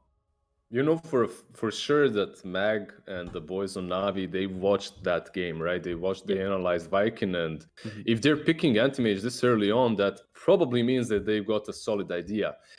But I've seen those solid ideas fail so many times when you're too confident, when you're overconfident, and you just straight up pick the hero. And when you think about Navi and when you think about series they've played, like you don't really see way too many AMs. Like we've seen them roll that Venge Draw strategy 3 games in a row versus Virtus Pro. Yesterday we've seen them roll something different completely. So we'll see. They have something new in store for us. That's what I like. Yeah, it looks like they opt to not ban out the Magnus, and that is indeed what Nigma went for in their first phase. It was Mag AM, and Viking seemed confident, even if there is that accelerant for the anti-mage, but Navi will instead go for an axe. Just before T-Gab takes over, like imagine having Magnus on Navi in this situation with the Phoenix. That means your Phoenix is position 4, your position 5 is Magnus, like 90% you're not going to put it mid any longer, and then you have Axe offlane. This is all before Axe was picked, but even with him, you'd have these extremely cooldown reliant 2 supports. It's very difficult to form a team and the draft around that. Yeah, the key thing here is it would have been Magnus picked into the offlane, I think, to get it to work. But like Liz said, now that you have the Axe, you pretty much can't work into the draft unless it is going to be like a mid-mag. But with Iceberg, you'd expect a more kind of active hero. So again, but these players have been surprising us. Again, Viking, for example, they had the safe lane Viper technically yesterday. So I wouldn't be surprised if players are, going to try and bring out some new things. But and the big boy, we have the big Ogre. The two-headed big boy for Viking, man. And you know what? Like, I love it with Faceless Void to buff him up. It's cool with Viper too, but I love him versus Phoenix. That Bloodlust versus Phoenix and his egg literally activates any hero to be able to take it down. As long as you're not cold, though. This little red tomato on Navi's side might try and protect it a couple of times. It's a classic counter to the Axe, right? In regards to like the laning phase, and I'd love to see, especially the Ignite. So I'd love to see with Navi with this Oracle pick, if that actually will be a Oracle laning with the Axe, for example, to mitigate that Ogre presence, and then you just put the Phoenix. It doesn't matter what the roles are. Realistically, Oracle should probably be 5, but I'd love to see them put the Oracle into Axe lane to get over that hurdle of the Ogre. Do you think that it's enough, though? Do you think that it's enough? Because I've played and drafted exactly the same lineups, like Oracle and Ogre Magi on the other side, and you can purge the Ignite, but he doesn't have to go for Ignite. You can play around Fire Blast. That's true. I don't know. I think it's still much simpler for them to play the Oracle into the Viper lane. You play Phoenix Axe off lane because, again, you have Fire Spirits versus Ogre. He's strong in the lane, but he can't punch you, and you also have Fire Spirits versus Faceless Void if you're laning like that. Oracle is still solid if they do opt to go for counter to Ignite, and Viking steal the Magnus away. Okay, nice. Like, when you look at Viking, though, it's so much simpler for them, right? Like, you have Viper, you have Ogre. Like, they just don't need anything. These 2 heroes, they don't need experience a lot. They don't need a lot of gold. They just work just by themselves with spells. Magnus, however, he needs time. He needs a little bit of space, and he fits right in. T, how come Ogre hasn't been picked more frequently as a Phoenix counter? Because we're seeing like Miranas and Linas and Snapfires and all these other heroes that have like their own attack speed, or even like Beastmasters who give aura, but I rarely see Ogre in this tournament. You kind of answered your question in the way that you pitched it. You just mentioned all the heroes that you're seeing. Right. And these are heroes that Ogre doesn't like playing against, And I think Ogre's a laning phase winner, and he's playing into the Linas, the Miranas. Like, these aren't heroes he's going to be able to bully, right? He likes to bully like that solo offlaner. When it's that double team chip, then he kind of falls a little bit flat. And that's why I'm happy to see Axe rise in prominence due to the whole idea of like the Blink Blade Mail, kill physical core. And then we see the classic counters come back into play. So it's more of a evolution of meta because Axe is back. People are trying out new heroes. Viking are trying out the Ogre. That's kind of my read on it. But in regards to your that's it. I did answer your question. Whew, you did. All that rambling paid off eventually. Yeah. My man. There's also a much simpler answer too. Like, they've been banned out. Like, look at these supports. Like, that's true. You can't go for Lina. You can't go for Chen. You can't go for Enchantress.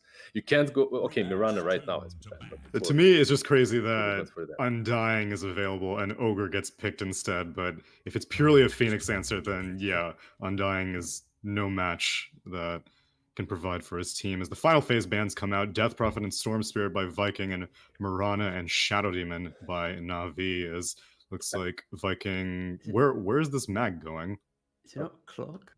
Mag most likely mid, right? You'd expect it to be Viper off lane, looking for that position 4 to slot into Vikings draft. That's why you're seeing maybe Mirana and Shadow Demon banned out. But for me, you have to ask the question of what do you value more, the AM lockdown or the Axe lockdown? Because like a Clockwork is great against Axe, but it's terrible against AM. And then like you have other options like Earth Spirit or Tusk, which can fare better into the AM. Okay. As long as these two last bans from Navi actually boggled my mind, because they went with Mirana and Shadow Demon, and they're expecting a position 4, obviously, and they're banning out these 2 position 4s that okay, Shadow Demon versus Axe, it works well. Versus Anti-Mage in the lane, it's fine. But it's not truly what you need together with a Viper on the lane and in the game plan later on. Regardless of all of that, I really like Viking GG's draft so far. And you asked about this Magnus. I didn't really care. It's a flex pick. I didn't care if it's offlane. I didn't care if it's mid, because it serves the same purpose. You empower the Faceless Void, you bloodlust the Faceless Void, and you make this one ultra carry as strong as possible. For Navi now, yeah, they're just thinking up against Magnus what to pick, right? They need someone who can just really set the pace of the game. Like my favorite, I think like Leshrac or DK kind of come to mind. The issue is it's so risky. Like we spoke about the simplicity of Vikings lineup. They have to exist, defend a couple towers with Chrono, and their game's fine. Na'Vi on the other hand, they need Anti-Mage to get his farm. They need Axe to get a blink. Oracle Phoenix don't really rotate. So they're going to be playing very inwards into the map, their own side. Whilst Viking, whenever they have a timing, their Earth Spirit can go invade. The Void with 6 can go invade. Like, big disparity with who can make moves, and hopefully Na'Vi can get that. There's just so many checkboxes that need to be ticked for Na'Vi to make this draft work. When you're thinking even about like what we just mentioned, Ogre, Magnus plus Void.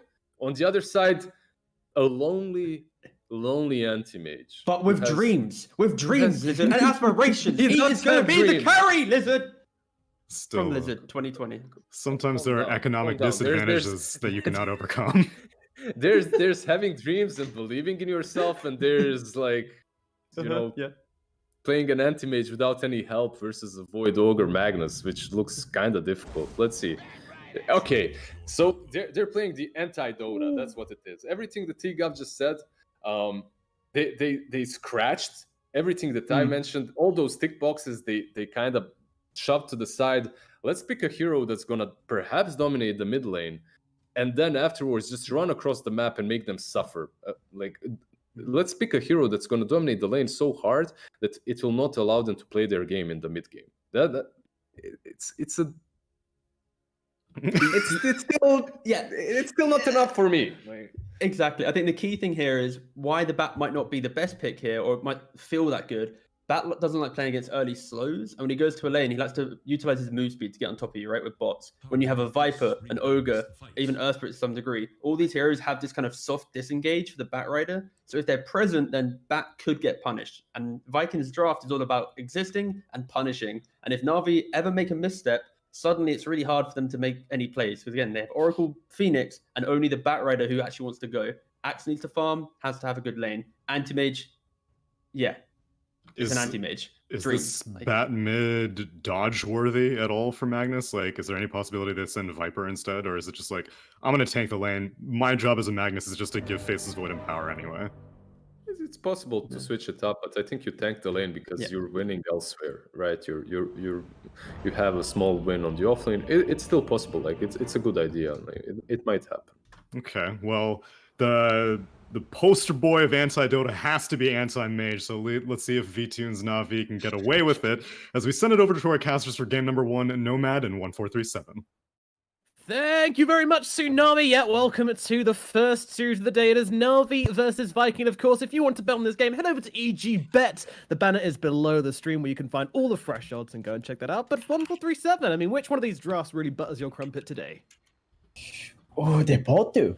They both do in some ways. This Bat Rider plus Axe, I think they have a lot of potential. The Bat Rider, can, if he destroys mid, which should be quite easy for him against a Magnus, and then just runs over this map, I think Na'Vi are gonna be in a really good position throughout the early and the mid game. But that being said, though, Vikings, like, their mid late game is looking amazing. right? Like Lizard, he said it perfectly. Like this, it's some kind of anti-Dota that Navi's trying to play, and it's very aggressive, and you have to play aggressively. But then when you play that aggressively, you can also have a lot of room for error in your draft, and that's where Viking are going to look to punish, especially on these high grounds with the Chrono, with the Mag RP. It's going to be very tough for Navi if they just mess up even one time.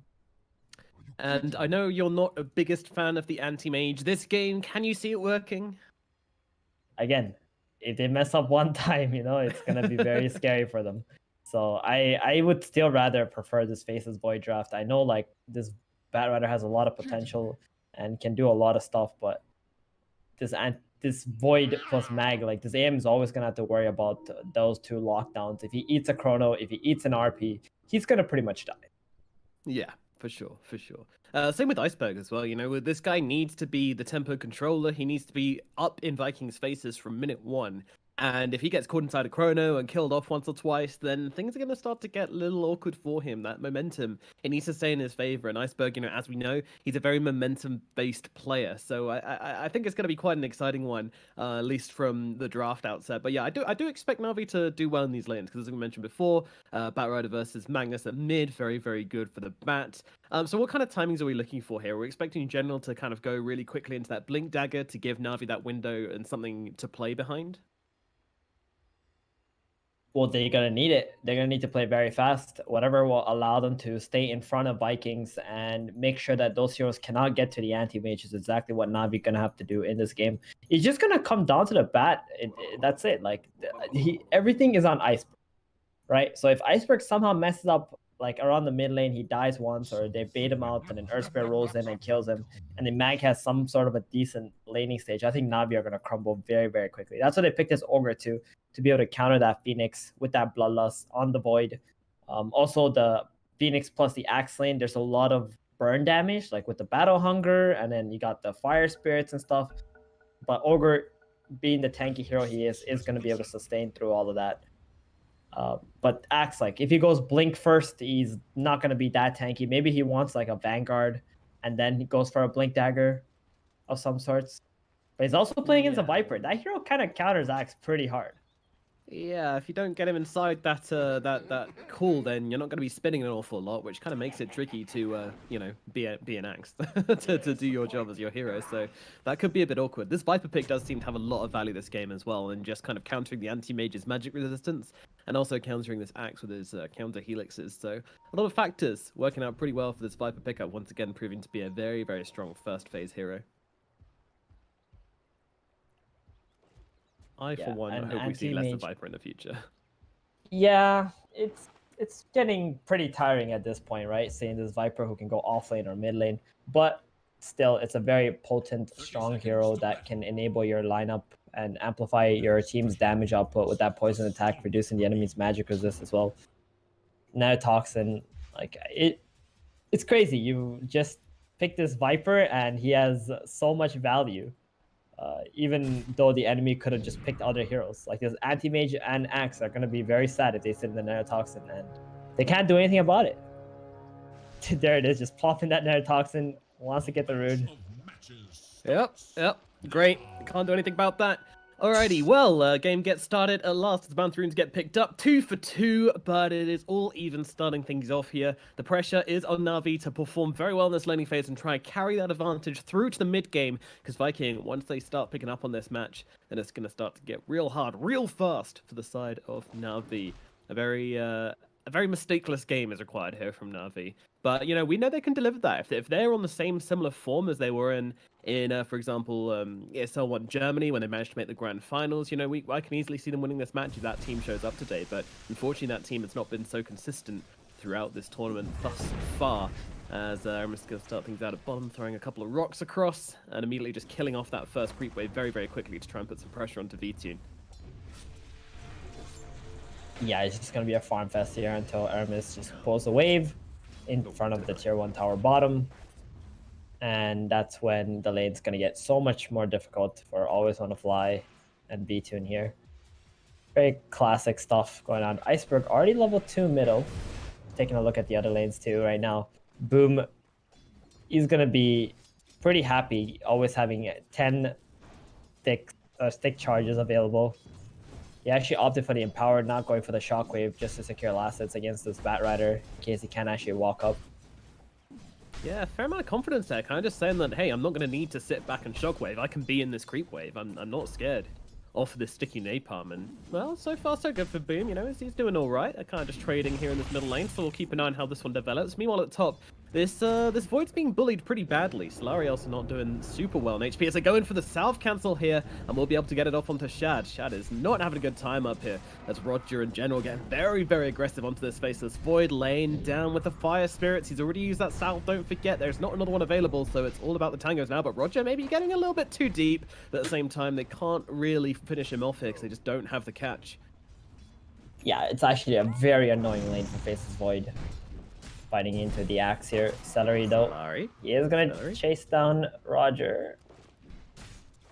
Yeah, Celery getting a bit big for his boots here. In general, will chase him back and take a good amount of his HP in the process. So both of them kind of getting pretty low. But of course, Ogre Magi, he never really minds getting harassed too much. This guy has so much base HP regen that he's kind of fine taking a couple of hits here and there.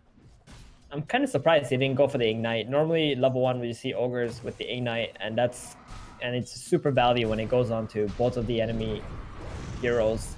Does plenty of damage too. Going for that stun and Bloodlust instead. I mean, I can see the Bloodlust making sense with a Void, with a Time Lock, but at the same time, I don't think this Void really wants to be hitting heroes in this lane. Yeah, if you get spun on by the Axe, it's going to be very, very painful. Celery taking a lot of damage here. Roger with the sweep forwards here with the Icarus dive. Do they have enough to take him down? Yes, they do. Down he goes. Celery will be the first blood. Meanwhile, Shad gets a time walk away from General, but has lost his supports. This lane really starting to get tough already. Straight off the bat here in the top lane for Viking. Yeah, and this lane does not get any easier for them whatsoever. Phoenix also gained that first blood. This Axe was already free farming. Now the Phoenix is going to be very farmed as well with that kill. Top lane, absolutely disaster for them. They do have a healing salve from the Ogre you can give to the Void, but the Void's having such a hard time just walking up into the creep wave. Getting earned up too now. On the Axe. Okay. Yep. Earn plus battle hunger. That is not something you want to be playing into. Good luck time walking that off, Shad. Maybe Ogre just wants to try and get some pulls going, but Roger's doing such a great job at just living in this jungle, making sure Ogre can't do that. Yep, just consistently throwing down the pressure. The Void's actually queued up a Midas, so this guy kind of knows that I'm not getting much of a lane here. I'm just going to kind of buy my Midas and recover from that way. Bat Rider got the 4-minute rune. It's a regen on Iceberg. Just pretty much a farm fest mid lane so far. I mean, Magnus realizing the wave is in front of the Bat Rider's tower is like, okay, never mind. Time to go jungle. Got that level 3 in power. He's pretty happy. Just going to stay here for a while. Iceberg is going to be pretty much free farming in the mid lane, going for that boost of travels. If anybody makes any aggression, bottom actually Toby. Pretty low here, and they will be able to finish the job with the Purifying Flames from Always Want to Fly. Never underestimate the Oracle level 3. It always results in a kill as far as I've seen. And down goes another Viper dead. Yep, and Anti-Mage didn't even need to blink into him. Viper only has... Celery getting run down here. Icarus dive forwards from Roger, just staying on top of the Ogre Magi, though he might be able to grab the bounty route. Oh, value. Got it. So when you type the worth in all chat. Yeah. That was the goal all along. I mean, that bounty did provide more gold for his team, but it did give a little bit of experience the way of Axe and the Phoenix for him dying. And Shad having to TP back home. Oh, this is so bad for him. Level 4 Void, TPing back to base. Now has to make the walk of shame. Celery gonna TP back top, gonna try and soak up whatever XP he can in this lane. You know, bad. Can we give any credit to the Void for having not died in this top lane? Like, is that a consolation prize? It's kind of hard to kill a carry, right? If he just doesn't farm. True. He has 15 last hits. No man. Iceberg's TPing in. They're looking at Toby. They're looking at Aramis. Aramis goes in with a kickback and the roll away, but unfortunately leaves his Viper. And I think Toby could be in some trouble as Iceberg's starting to run him down, gets on top of him with the large stacks of sticky napalm. And there is nothing Toby can do but get cooked up into a nice Viper stew by Iceberg. Kill down in the bottom lane. A nice rotation in from the Bat Rider. Oof, this is the Viking are actually just losing 3 lanes straight up. I mean, Mag mid is pretty much a wash at this point. He's just jungling anyway. And he's done a pretty good job at not getting wrecked by the Batrider. But these 2 silents are just so atrocious. I'm just trying to think like how... Oh, Viking top shot. Oh, Ooh, no, he He's dead. just came back to the lane. He just made the long walk, and now he's going to have to make it all over again. Well, he does have the TP actually when he respawns at the very least, Yeah. but goodness gracious, this is... does not want to harsh. go top. He does not want to go top at all. That's a level 5 axe. Void only 4.5. He literally has nothing to do against his axe in this lane anymore. So he's actually going to TP mid. And this is the best Okay. decision he could make. This is actually the best lane that he can be in, yeah. Level 5, he might just skill up the time dilation. So Iceberg doesn't really have any kill threat on him. And then he's just going to try to jungle on the both sides. It's a bit crowded in Viking jungle because Boom is in there too, but he has no other option but to wait for creep waves to come into him and just farm up. Iceberg, understanding that, is just going to try to control this wave the best that he can. So Shad can only get a few last hits if ever. 17 last hits. Viper also 18 last hits. Oh my goodness. This is a completely dominating laning phase from Na'Vi. We'll see how Viking come back from this. I mean, on the bright side, Boom is just farming away in the jungle. He's going for this Blink Dagger. He wants to try and hit a decent timing and give his team at least some timing to work towards and try and make a play with to drag themselves back into this game, because right now things are looking a little bit dire. Yeah, man, Yeah, and Shad, I Omen mean, just- he's come to mid just to watch the creeps. It's very sad. It is. He wants to give the space to Boom first. Like Boom doesn't want to just sacrifice himself and give Void all the jungle creeps Oh right now. no, the sad Shad's about to get a whole lot sadder as he does manage to That get off the it time is. walk at the very last second here, but Roger still drawing him down, although the TPs are coming across. Boom comes over with the skewer. Might be enough to bring down Roger here. Can Roger get himself away? No, he cannot. The kill actually goes to Viking instead, and Shad survives. Very, very nice good. from Viking. Yeah, at level 5, he skilled that time dilation and made it so Iceberg could not use that sticky napalm to actually kill Shad off. And that gave enough time for his team to react and kill Roger. And that's the lasso used too. It's a very long cooldown spell this early into the game, and you kind of want to be getting kills if you're using lasso on Iceberg at this point. He is going to have Should- boots of travels. It's going to be very Yeah. big. Yeah, he will have that very quick timing. But do you think Na'Vi should have made that play onto the Void? Like, should they not have just been happy with the fact that they were dominating this mid lane, or do you think it was necessary to make the play onto the Oh, Void? it was a good play. It was a good attempt, right? Because they don't know if the Void actually has time dilation skilled up at that point. But Shad already predicting that this bat will try to kill him, and getting that level 5 is what allowed him to live there. Well, that is going to be a very small win for Viking, at least, but things still looking pretty grim. They're 5-1, a 1k gold advantage for Na'Vi, and it's just Boom who's having a good time on the side of Viking. Featuring, though, he's not having the best of games. I mean, better than the Void, that's for sure, but certainly not having the Oh, yeah. freest of times at bot. It's all right. He did have to go for that Ring of Tarask, which makes it much slower to his Battle Fury. But he feels like this is an item that he needs in order to lane up against a Viper. So whatever helps him settle in to this game, that's exactly what he should do, and that's Top why he bought it. lane, General, trying to get on top of Solari. They're using the Boots of Travel to get in on top of the Ogre, and they will be able to cut him down. Great little kill up in the top lane from Na'Vi, utilizing the Boots of Travel. The 2 heroes you did not want to have a really good early game on Na'Vi are having the best game they could possibly have right now. The Batrider and the Axe are completely dominating this map. Top and mid is pretty much their zone. On the Viking side though, Boom, because he's been jungling since like minute 6 or something, he's still the highest net worth. That being said, he's gonna need to make some plays happen for his team.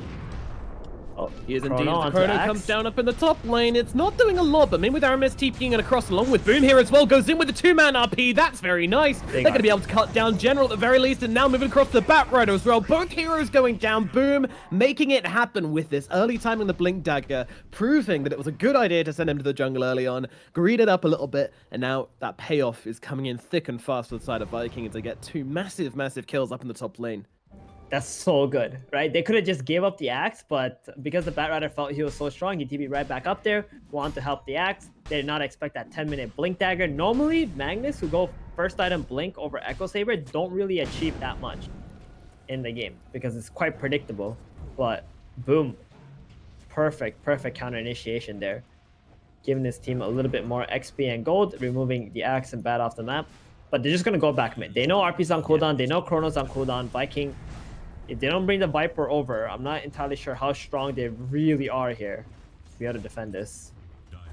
Yeah, Na'Vi, they don't want to slow this game down. They want to keep the pressure up. They want to keep the animation nice and free, but a great little skewer back onto Nice Whiteflag here skewer. into the stun from Celery. Is it going to be enough, though, with the heals coming in from Roger? And that's actually a lot of return damage lasso. coming down onto Celery here. In comes the lasso. Yoink, come with me, child. We're going on a ride. Meanwhile, Zeramis in the same amount of trouble here as it turns back around. Now they've dropped the Supernova. Iceberg, he's trying to dodge out the Stun Ray, will not be able to do so. Sorry, the Shockwave as they turn around. The ultimate comes off from Roger here as the Supernova comes crashing down. He's actually sticking around. He's looking for the kill onto Boom here. Boom gonna turn around with the skewer, gets the kill. A little bit of an over-exaggeration from Roger there, but he still gets the kill. Worth it. He still gets the kill onto the Magnus. Viking lose 3, Na'Vi lose 2. A big old messy scrap in the middle lane. I mean, I don't know who kind of gets the victory here, Theban. Yeah, I'm not entirely sure either, but I think Viking were the ones who made the play. They got killed off because of the Phoenix Sunray onto the Batrider. That healed Iceberg just enough to be able to get that lasso off onto the Ogre and try to turn that fight around. Viking did bring 4 heroes there. They managed to trade on the side of Na'Vi. I think it's pretty worth it for Na'Vi overall. I think so too. I think they should be content with this, but at the same time, you know, gotta keep the aggression going, which is hard when you keep kind of getting countered upon so well just by Boom on this Magnus, and now he's got RP again, so it's going to be pretty scary, along with the Chronosphere available on Shad. A lot is now working out for the side of Viking. The more I look at this anti-mage, actually, V-Tune here, he's been farming this whole time, right, while that fight was happening. This Ring of Taras makes a lot more sense. Like, it allows you to go for that Claymore and the Broadsword before the Ring of Health. So you get this damage items, and you get this Ring of Taras much earlier without having to go to a secret shop. It's doing very well for him. He's quite farmed, and his team is making stacks for him too. He's able to farm this up with that damage you're getting from the Broadsword and the Claymore. It's nice. And now we're going to make a smoke play here. They most certainly are. I did just want to ask quickly, why would he go for Ring of Trask over the Ring of Health? Because you can buy it slightly much cheaper? earlier. Yeah, it's cheaper. You can buy it earlier. It's good in the lane against the Viper. So you have that sustain available for you. And you won't have to go to that secret shop to be able to buy the Ring of Health also, which is kind of a big deal. General in the trees down at bottom. Celery knows there's someone around because his smoke got popped, so Viking, they just want to take that tower and get themselves out of there. In fact, they're not even going to stick around for the last hit onto the tower. They're going to let it be denied because they're just that scared of what Na'Vi have in the tank. Just going to deny up this bottom tower now. Don't want to have to deal with this pressure of constantly defending this, and Void is going to be very happy staying on the top side. Void, that Midas build, he's really hasn't taken a lot of farm away from Boom, right? Boom has been taking all of this, like wherever he wants, he's just taking it. He doesn't care. He realizes like he's actually the carry at the moment, because if he doesn't keep on scaling, he's not going to be able to create any space for the Void anyway. So Shad is just like sucking it up. He's got this Midas. He knows he'll catch up once his team is strong first. So Shad is still taking all the crappy farm on the map that's, you know, kind of risky as well. And just giving Boom whatever he wants for the time being. Once Boom gets that Echo Saber, he's going to be very strong in terms of his damage output, at least. He certainly is, yeah, he certainly is, and that's going to create more space. And also, if they want Void to shift into like maximum Giga Farm mode, then they can do that. They've got Bloodlust to throw on him, they've got Empower to throw on him, he's got Midas, like, this guy, it's if they choose to enable his farm, which I'm sure they will very shortly, then Viking have a bullet train farmer on their team. Meanwhile, the Anti-Mage, you know, comparatively, probably going to be quite similar with his Battle Fury. You know, Anti-Mage just a naturally extremely fast farming hero, so it's going to be interesting to watch these two kind of go toe-to-toe on each other. It's definitely going to come down to the rest of the team and the plays they make across the map and just who has more space to play. At the moment, that is the Anti-Mage. and he's already got that Battle Fury too. Like he didn't have the best lane, but this build of his and really allowed him to be able to stay on top in this game. And They're trying to bait Iceberg at mid. They really are. Iceberg or Shad, they're both baiting each other. They're both Lasso. baiting each other. Don't lasso me. Oh, don't chrono me. Oh, no. Please, sir. Please, lasso me. No, I insist. Please chrono me. Both of them trying to bait out the other. No one really falling for it right now. Viking being very, very patient, as are Na'Vi. No one wants to make the move onto each other, so... You know, they both feel like, well, our carries are farming, so as long as there's 4 of us mid, and there's 4 of you mid, then we're happy. Yeah, and I think Shad is about to start taking like all the good farm now, especially since Boom has that Echo Saber complete. His next item is a BKB. That's going to be for like a very long time. He won't have that, so they're just going to start grouping up as 4 now on the side of Viking. This is their timing at the moment. They got the Atos, they got the Echo.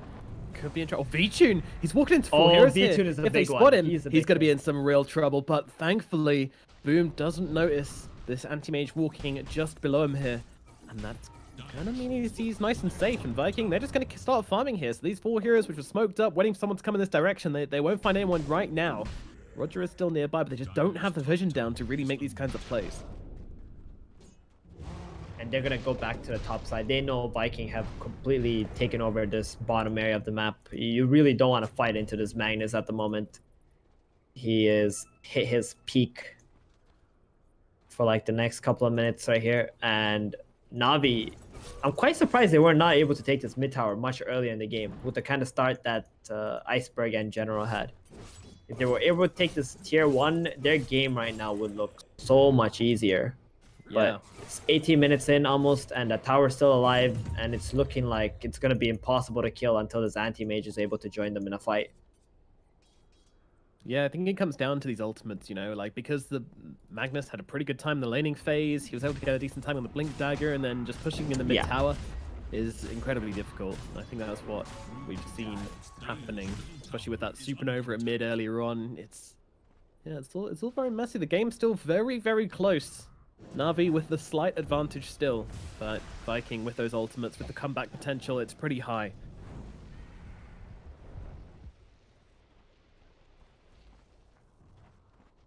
We haven't really seen so much from Iceberg since the laning phase. Like, since the early mid, they've kind of been pretty content on Na'Vi just to hold back on the aggression. Why is that? Well, it's anti-mage, right? If they fight into Viking, it's going to be 4 versus 5. And they can't win 4 versus 5, especially when the Void is very happy to join the team fight to drop a Chronosphere and help his team win. So anti-mage like just wants to farm, so they're very content with just splitting up this map right now and just letting anti-mage get to his items, which is going to be the Manta. And even after the Manta, he might want to get a Basher first before they actually decide to smoke up and do something on the map. Na'Vi right now, they're just playing that pick-off game. They have no intentions of 5v5ing whatsoever into Viking heroes. Yeah, just really respecting the Viking heroes, realizing how strong they are.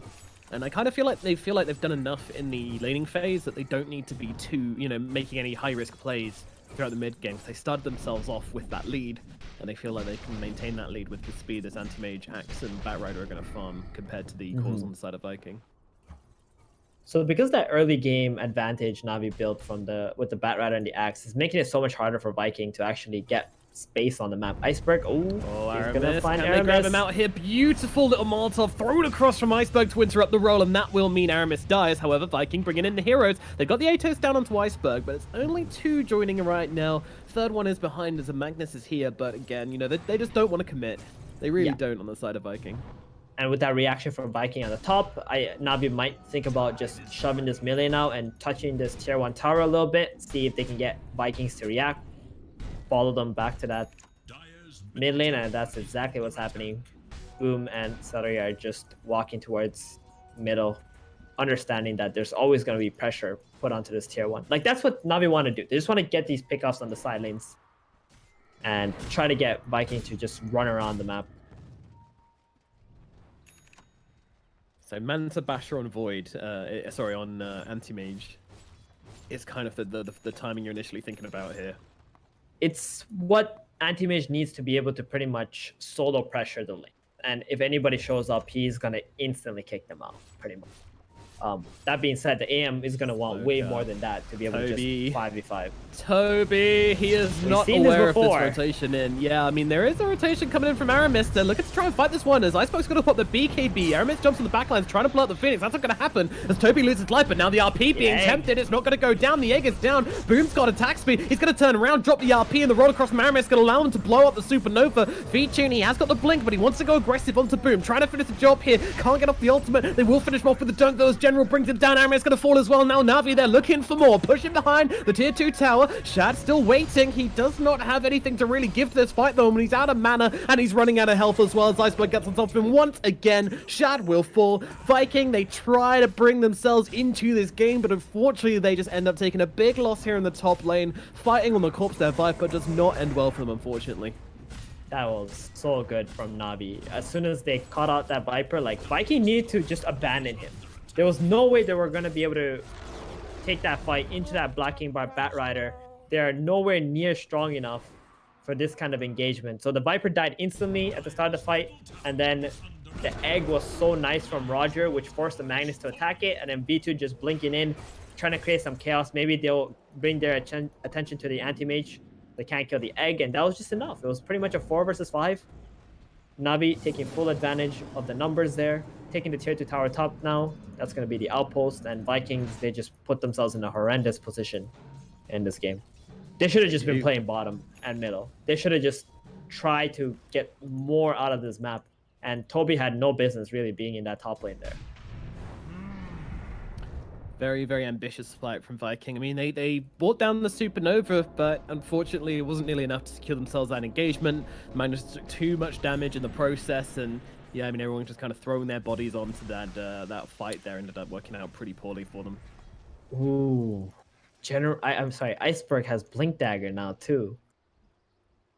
After that fight and the map that they were able to farm out, they got a dagger, BKB on this bat. This bat's looking absolutely invincible at the moment. This is insane. And let's not forget, there's an Oracle on the side of Navi. So if you put all your attention into trying to stop this Axe or the Batrider, then you're no longer putting any attention onto the Oracle. He's just going to save them. Yeah. He's chilling in the backlines, having a good time. Anti-Mage now finishing off that basher as Iceberg smoking up with his 2 comrades to try and find themselves a pickoff. Maybe someone shows themselves in the mid lane, but they know where the side of Viking are. They're all in the enemy side of the map. Flying that triangle. Oh, V-Tune just kind of clips Celery here. Hey guys, this is our triangle. Get out of here. And he's he wants to go Looking in. to get aggressive. Yeah, Celery baits out the Fire Blast, but unfortunately he's going to get eaten up very quickly. Now Sue onto the Faceless Void. They're trying to take him down. They're going to Adrenaline's mana. No Chronosphere for you. Does just about get the time walk away whilst using the one, but unfortunately the Earthspirit won't be so lucky. He's going to lose his life, and it looks like Shad's going to be heading the same way as well. Another hero dead. Toby turning up to the engagement to just try and make something happen, but nothing will be happening for the side of Viking other than losing 4 heroes and giving away a Roshan in the process as well as V-Tune wasting no time to get in and start dealing with the big boy. Yep, the fight next to the Roshan. See this time and time again. Vikings just got caught off guard. They were trying to help Celery there. They should have just pretty much abandoned him. Faces Void. Getting picked off too. We saw Boom. Brutal. He was ready for like a 3-man RP, and then he realizes, wait, if I try to help this Void, we don't have any damage. The rest of our team is already dead, so he just tried to cut his losses, get out. He does have a BKB on the Magnus. Oh, they're gonna get a freebie an Oracle here. My God. Okay, Boom does have damage. That is very much just confirmed by Always Wanna Fly. This guy slaps. The freebie. Rider. But they lose 4 bounties though. Yeah. Was it worth it? Was it worth it? The Oracle kill for the 4 bounties. They're gonna smoke up instantly now. Oh man. They're desperate. They are actually very, very desperate on the side of Viking. They need something to go their way. Well, they have their ultimates. General definitely going to be the target here as they see him. They don't jump him, though. They see Iceberg instead. They do have that RP possibly available if they want to throw it down onto that BKB hero, but they're just going to try and wait it out. As the roll does connect onto Iceberg, stun comes out onto General, but in comes the anti-mage in the backlines, draining the mana of Boom, stopping the possibility of an RP from coming down, but they're trying to bring down the anti-mage. Meanwhile, Toby's going to Viper Strike himself. Down comes the Supernova. That's going to finish off Boom. They'll move across, kill off Toby as well. Another failed attempt from the side of Viking as they try to get themselves away. Shad in some trouble. In comes that lasso down onto the Faceless Void. Can they do anything to save him here? Looks like he's going to be okay for the time being, but they are not stopping. In comes Featune, taking away that mana, taking away that health, and bringing down the Faceless Void once more. Viking, I don't know what's happening this game, but this team just can't seem to catch a break. Oh, they saw the Void mid pushing the lane out, and as soon as they jumped Iceberg and he popped the BKB, they were like, guys, fight them bottom. This Void cannot join this team fight. And as soon as they got the mag, the Viper, they're like, okay, this Void is still pushing mid, let's go. And then 2 TPs from the Batrider and the Axe. They get all 3 of the cores. And he didn't want to drop a Chrono on the Anti-Mage, who has an Aegis as well. There was no chance he was going to get anything out of this Chrono, so might as well just revive, try to smoke again and do something, or wait out this Aegis. Viking are looking absolutely lost right now. I don't even know what they can do to try and do, like, fight back into this Navi team. Navi are playing so beautifully at the moment. They're playing the map well. They're not really giving away any random kills. Like, the last bad play that they made was maybe with the Axe and the bad top, but that was like a good play from Vikings, right? They had the 10-minute Blink Dagger on Boom, but other than that, like, they haven't really done anything at all in this game. Just breathe and believe, Viking. They're going to try and go into Iceberg here. Are they going to hesitate to drop this RP? No, they are not. Bring it down onto its head and bring down the Batrider. Seems like That's a while, good. but they do get a high-value kill. That's good. I can't help but feel like that's what they need to do all game. You know, just get 1 RP on 1 hero. Just try to buy some kind of time, like earlier on in the game. Maybe a Chrono 1 hero too, and just keep playing off that and just chip away at Navi's map advantage. But right now, 40 seconds. Viking are going to be able to push this top out quite far and control this triangle. But as soon as Batrider's back alive, I think they're going to go attack Viking.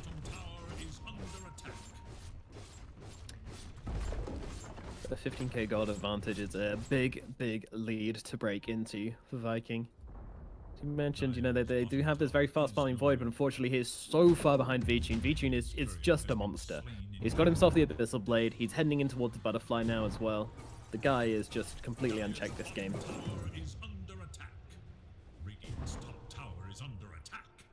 Viking just holding on, hoping for the big ultimates to make the big difference this game. Yep, Feedtune, knock knock, bottom tower. Viking, are you there? Still got that Aegis. He's not really afraid of like some kind of a surprise ARP, like Chrono or something. Yeah, and always want to fly just about in the neighborhood if it's really necessary, but it won't be. There's no chance they jump onto this anti-mage here. He is free as a bird to do whatever he wants this game. Oh, I just realized this Phoenix has a Shivas. Oh, wow. Yeah. Like, it's not just the anti-mages farmed. Everyone on Navi are just loaded. Yeah. Roger with Shivas. Batrider has an A on this now, so he's not worried about that the RP or the Chrono that much.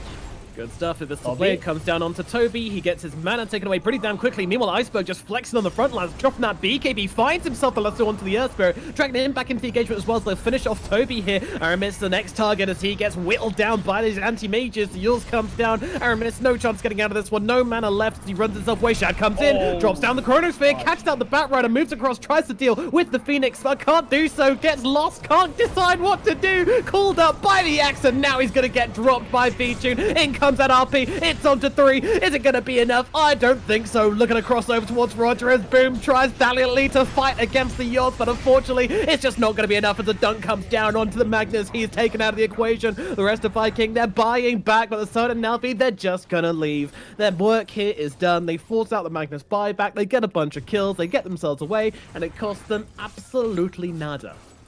Oh, man, the anti-mage still had the Aegis too at like nearing the end of that fight, so maybe it wasn't the greatest idea for Viking to go in, but yeah, Void, the Batrider getting instantly false promised and Fate's Edict onto the Void. just made him unable to dish out any damage. It was like, what, 3 versus 5 pretty much. And he really thought that that was the time to do something. Viper buying back, gonna hurt him too. Magnus also buying back. That's gonna be the end of his item progression in this game. Pretty much.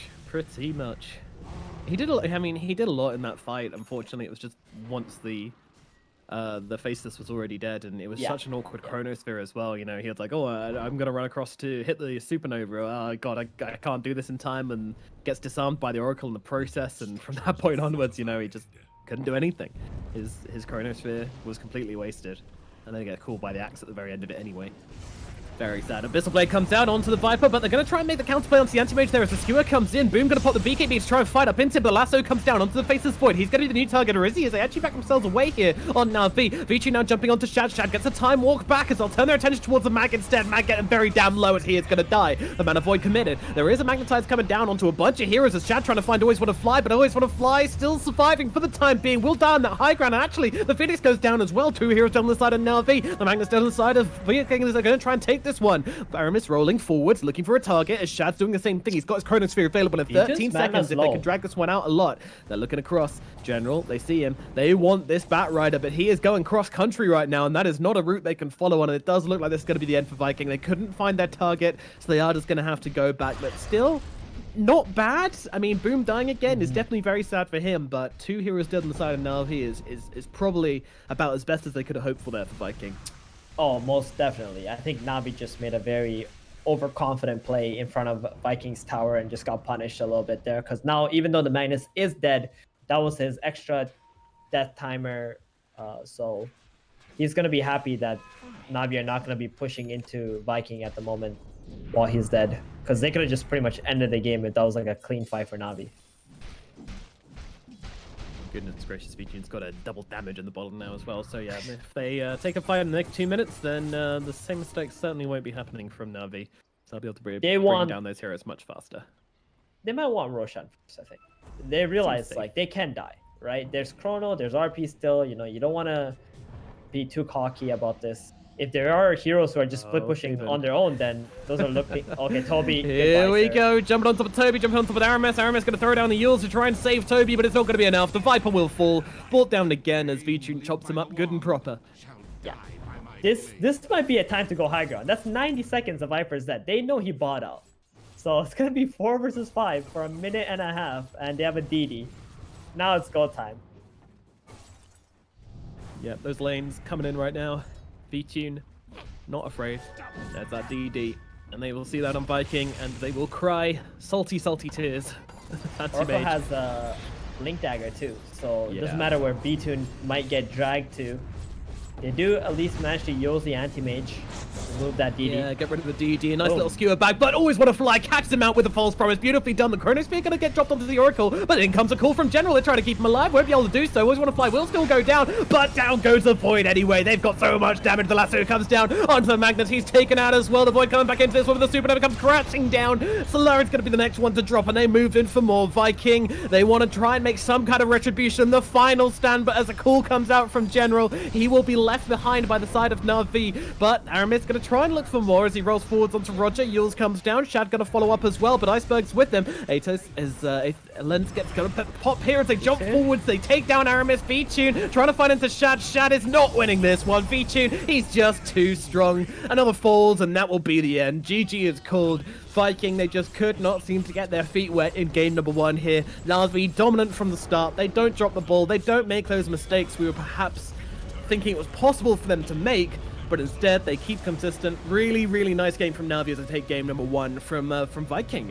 You know, one of the group leaders of this tournament. Very impressive stuff from Na'Vi.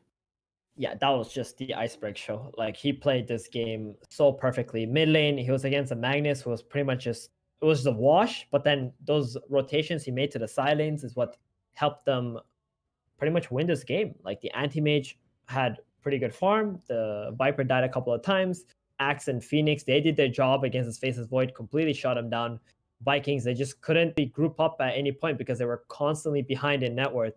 And Anti-Mage, you know, he just did his job. Just farm, get your items, and then play the split push game. As soon as you catch one of these guys off guard, you can just get that 5 versus 4 and keep dominating the map. That's what happened top lane, right? I think Earth Spirit died once top, and then the Viper died once top, and then that just kind of unraveled Vikings lineup and made it so hard for them to come back.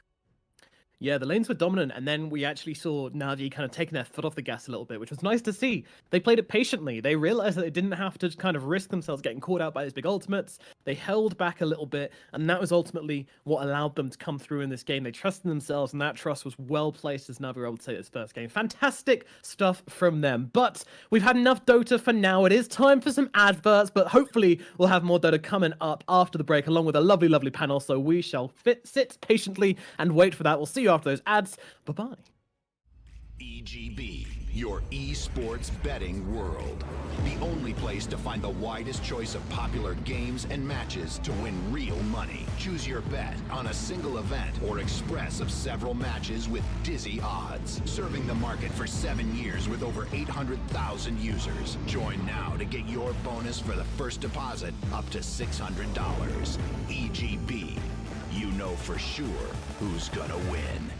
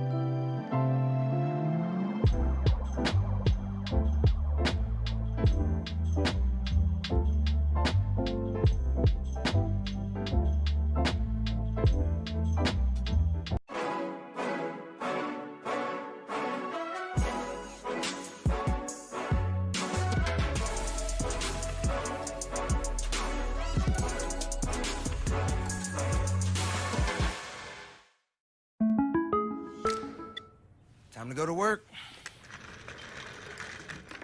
Hey, neighbor. Hey, Jake. Just sent you an invite. I'm ready when you are. I got your back. Let's go. Like a good neighbor, State Farm is there. We made USAA insurance for this season. When being a fan on a budget gets tough, our agents do the legwork so saving on auto insurance is easy. USAA. What you're made of, we're made for. Game better with Butterfinger to bring that crispity, crunchity, peanut buttery action to Xbox. Buy 2 Butterfinger bars to unlock 7 days of Xbox Game Pass Ultimate and enter daily for a chance to win an Xbox Series X. Only from Butterfinger. One thing I've learned, everything looks better on the big screen.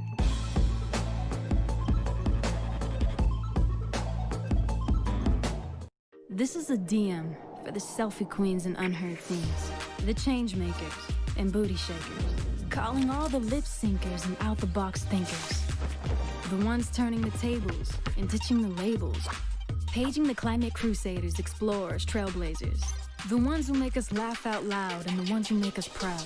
To you, to me, to the future we want to see. Let me hear you say, hey, yo! We make today.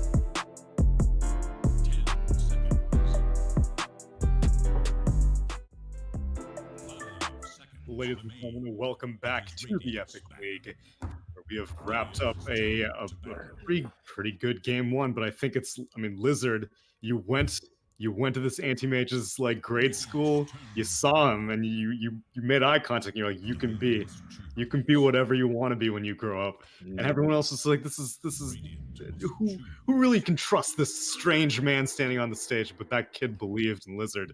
He won. How do you want to call it? Did I mind? Did I that's exactly dare it. at him? You would No, step listen, at him. the powers are too strong. Don't do that again, please. Thank you, T-Gab. Thank you. No, But that's I don't fine. think it's actually my belief in AM that actually carried them. Iceberg and X, they did so much in that game that it was an easy game for the anti-mage to carry, eventually, right?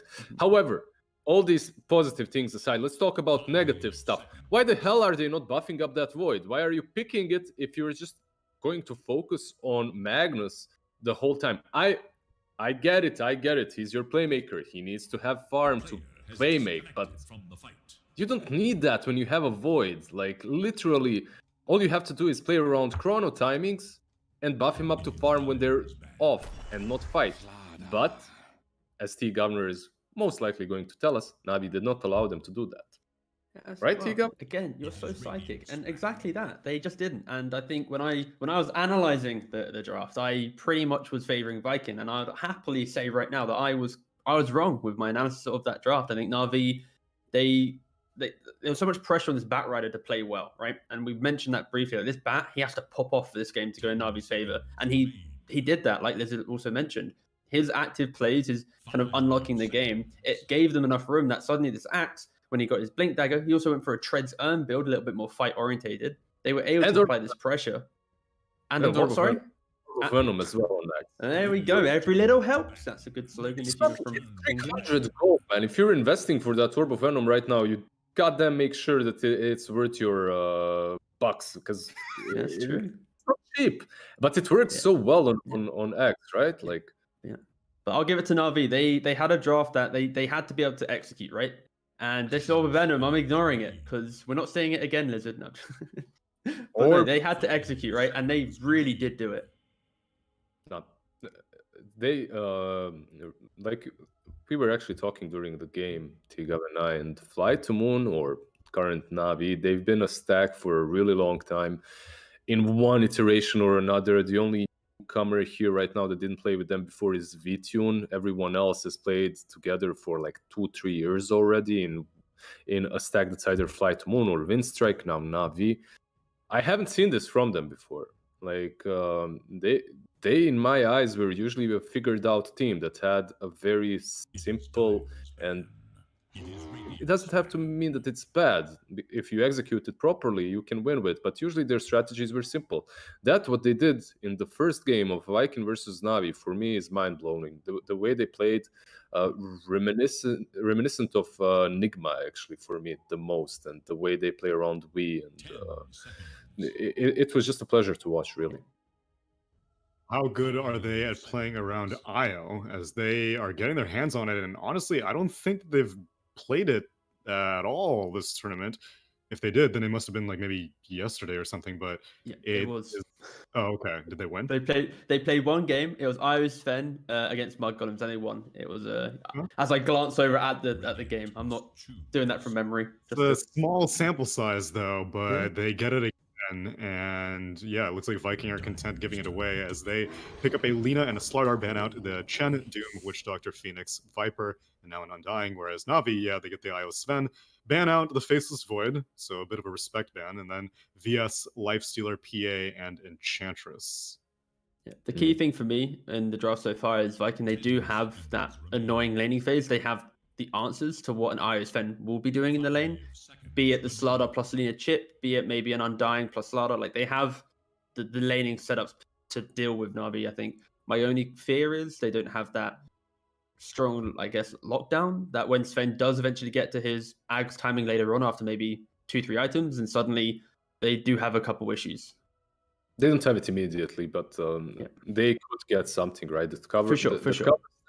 Right now, I would guess this Slardar. I would put my money on Slardar Lina to be the lane that plays in Sven. like when I see Slardar and Lina first picked, you know, like this is the perfect lane for me. This is really what you want. But this Jakiro is interesting now. It nice. switches things. Most likely, what this means is that Sven and Jakiro will be on the safe lane, and that the Wisp has a different pairing on the off lane. So we're not going to see Wisp Sven on lane, and it's also something that I like. Wisp Sven, it's good later on, but in the laning stage, Wisp doesn't bring that much to a Sven. And if you really want to utilize a Wisp, you need something like a Slardar on offlane, which they won't get because it's picked by Viking. But yeah, we'll see what they opt to go for here. There are different offlaners that are still available. Yeah, I think the key thing is with IO, you have the flex between the 5 and the 4. And I really like when teams identify that as a 5, you play better into like chip damage, that's like spells, and you can really trade like HP for mana. When you're against a Slardar, it's that constant aggression, and you're never really punishing the Slardar for going aggressive, right? It's built into him. So I like the fact that Na'Vi, they put this IO to enable the offlane, can have an aggressive dual lane now, and then you have this hero to enable that Sven. Okay, for so Beastmaster. Beast, a BKB piercing stun, some push that they need together with Jakiro. It looks pretty solid.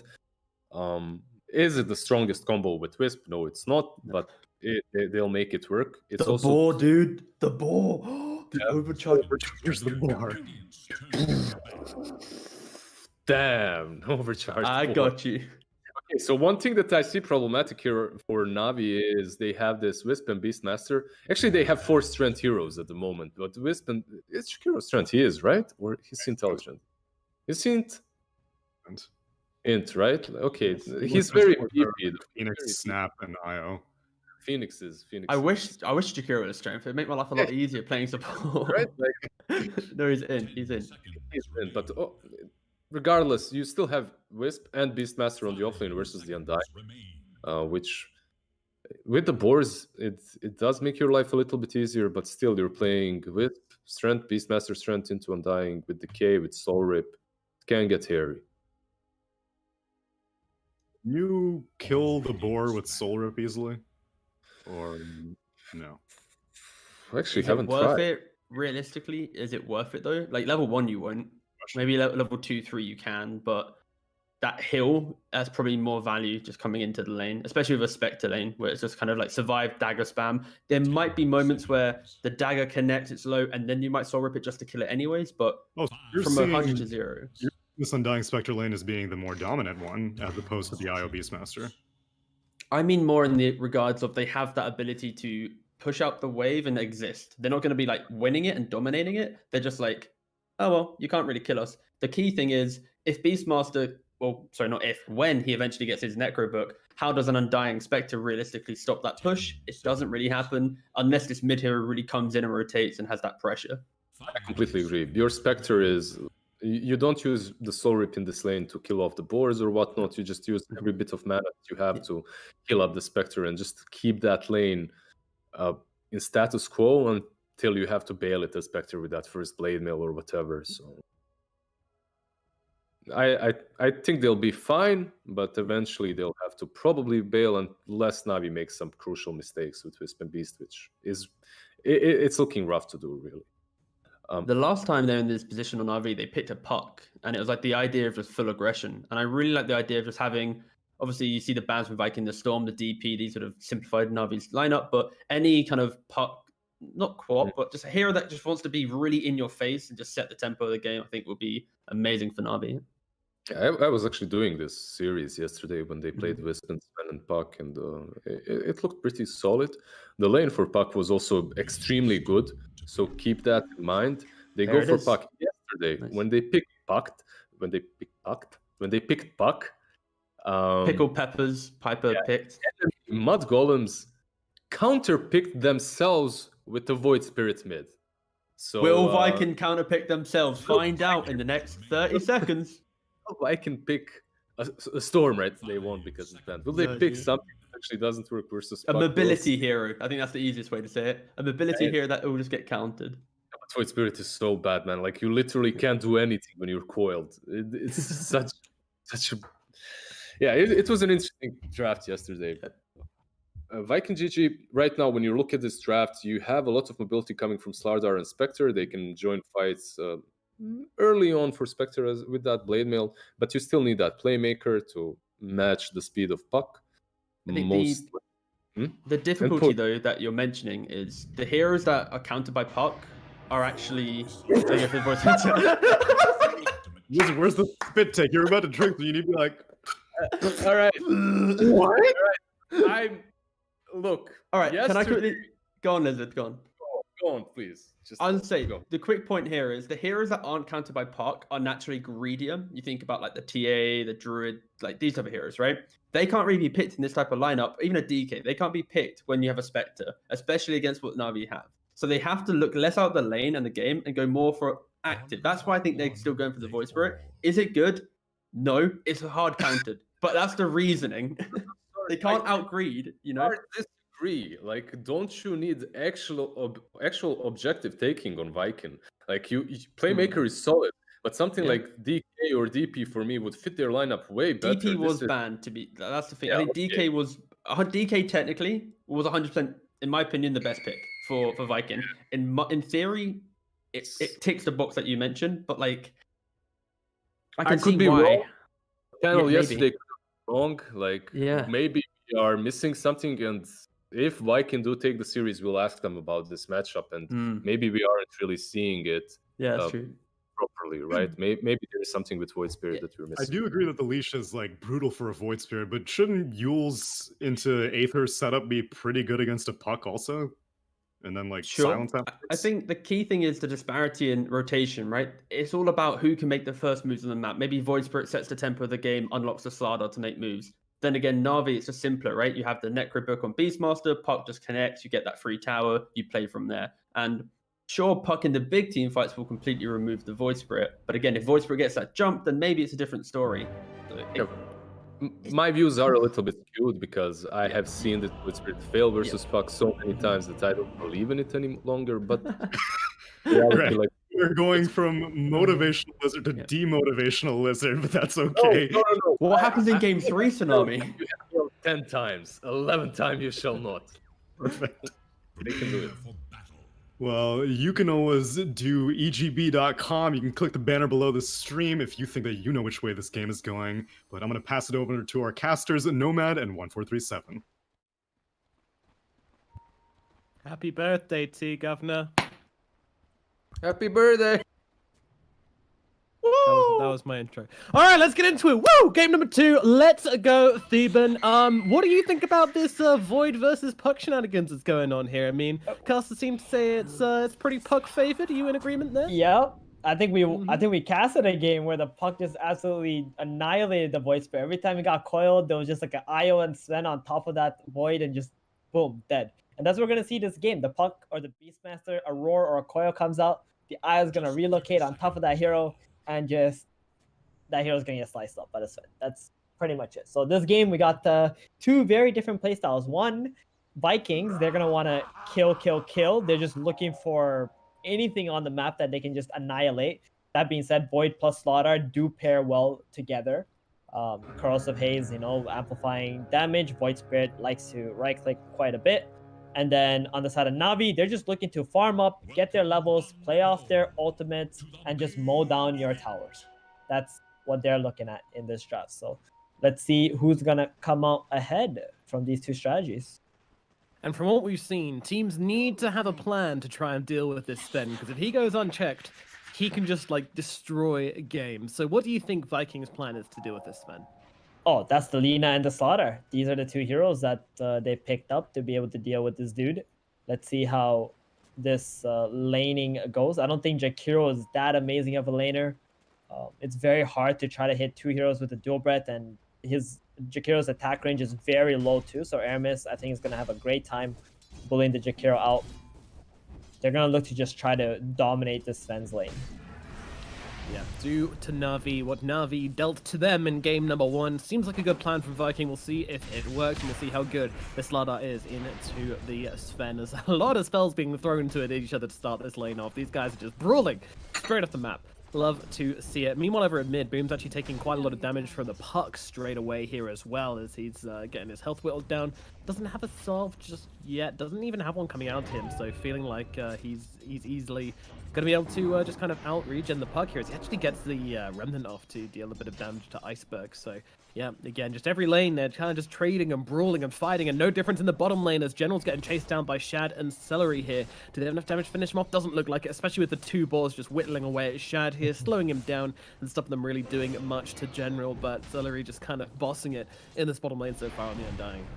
Yep, Undying Spectre. Jakiro. Oh, under the tower, pops a Fairy Fire. Is it going to be enough? Aramis trying to find him. South comes out from Always Want to Fly. Aramis still chasing. LSA is going to catch, and this should be the Jakiro, probably dead. Still duking around those trees, though. Making Aramis work for it, really giving him a bit of cardio. And finally, Aramis says, "God damn, get rid of these trees. Just take them down. LSA them out." And that is going to be the Jakiro going down for your first blood for Aramis. Yeah, and if the Jakiro is on the side fighting up into Alina like that, that means Slaughter is getting a 1v1 against the Sven, and that's a favorable matchup for the Slaughter. So V-Tune not having a good time whatsoever. Both matchups, the 5 and the 4, and then the 3 and the 1 is just favorable for Vikings. So this lane is looking real lost for them until there's a rotation that comes up, maybe from the puck or the IO. Yeah, that's the rotation we kind of expect to see, but again, IO rotations not exactly the most game-changing of rotations usually, but maybe this game they can have some kind of large impact on the map. We kind of need it, right? Definitely. And this bottom lane, I think for Vikings is a lot better too. They got this Undying versus 2 strength heroes, and the healing onto the Spectre is just going to make it so hard to actually shut the Spectre down. So Shad definitely going to have a great game, at least in comparison to last game. Celery in a bit dry. He's fine. They're just kind of trading at this point. So do you think Shad's going to be forced into the jungle at some point in this bottom lane? Yeah, he might get forced if there's a lot of pressure from the puck coming to this bottom lane. Other than that, I think he's just going to stay here and make sure that Beastmaster just can't take his tower. That's the most important thing when you play against Beastmaster. Try to give him a hard time. Getting pretty low on the IO there, but yeah, Celery not able to quite finish the job. Doesn't really finish heroes off. Undying generally just chases them and is trying to be as annoying as possible, which he's doing very well. So Roger, what are you doing, buddy? He comes flying back into his death. Oh dear. Celery is getting his revenge this game for last one. That Ogre game, he was just bullied around as an Ogre is just not fun, and this time he's literally zoning out the eye on the Beastmaster on his own. The Spectre is just beyond free farm at this point. Yeah, it's actually pretty insane how little pressure that's been put on, but that is, that is the Undying. He is a very, very strong lane support. But Na'Vi, though, their game plan is when they group up together, right? When they buff up the Sven.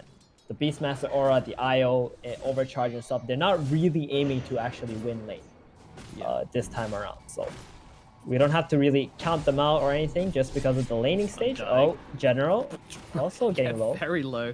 Shad, well, everyone's kind of trading with the Celery actually trying to come back in here. Doesn't have the mana to go for the Soul Rip plays, and he wants going to end up dropping for that. So yeah, he really wants to just die there, so he doesn't have to walk back to base. Now he can bring Spectre's items, some healing salve, mangoes, as well to the bottom lane, and that's going to allow them to have more kill threat onto the IO and the Beastmaster. We'll see if that ends up coming out in this bottom lane as the Spectre's been doing very, very well. I mean, both the side lanes going pretty fine, but actually the gap's been closing. I mean, the only thing which is going really one-sided is probably the mid lane. General almost kind of smashing him. Popped there too. He had a help from Roger last second there. Good old Roger, always helping out when you need him. But yeah, Iceberg's really given Boom a bit of a thrashing in this middle lane. I mean, we're still doing okay, 10 CS behind, not really where you want to be. 7 to 9 advantage for Iceberg as well, but, this is to be expected. Definitely. The 6-minute power rune, that's going to be a big one. Both of these mid laners have a bottle, and whoever gets the rune is most likely going to look to make a play onto one of the side lanes here with the teleport scroll or just walking. So here's a 50-50. Who's it going to be? Oh, Celery actually notices that there's a ward now being planted on the high ground. Because Iceberg did go onto it. Yeah. He's getting... it's not going to be able to kill him. Oh no, Boom's going to get the rune now. Is this worth?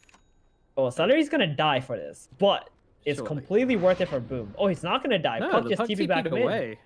He couldn't even Okay. be able to kill the guy. Yeah. All right. Then that's completely worth it for Viking because now they got the DD on the Voice Spirit. And even though there was like this big, like 10 CS gap between the two mid laners, this one DD just makes up for all of that. Because Boom, now he can control middle. Puck is going to be a little bit afraid. Maybe he might die to this.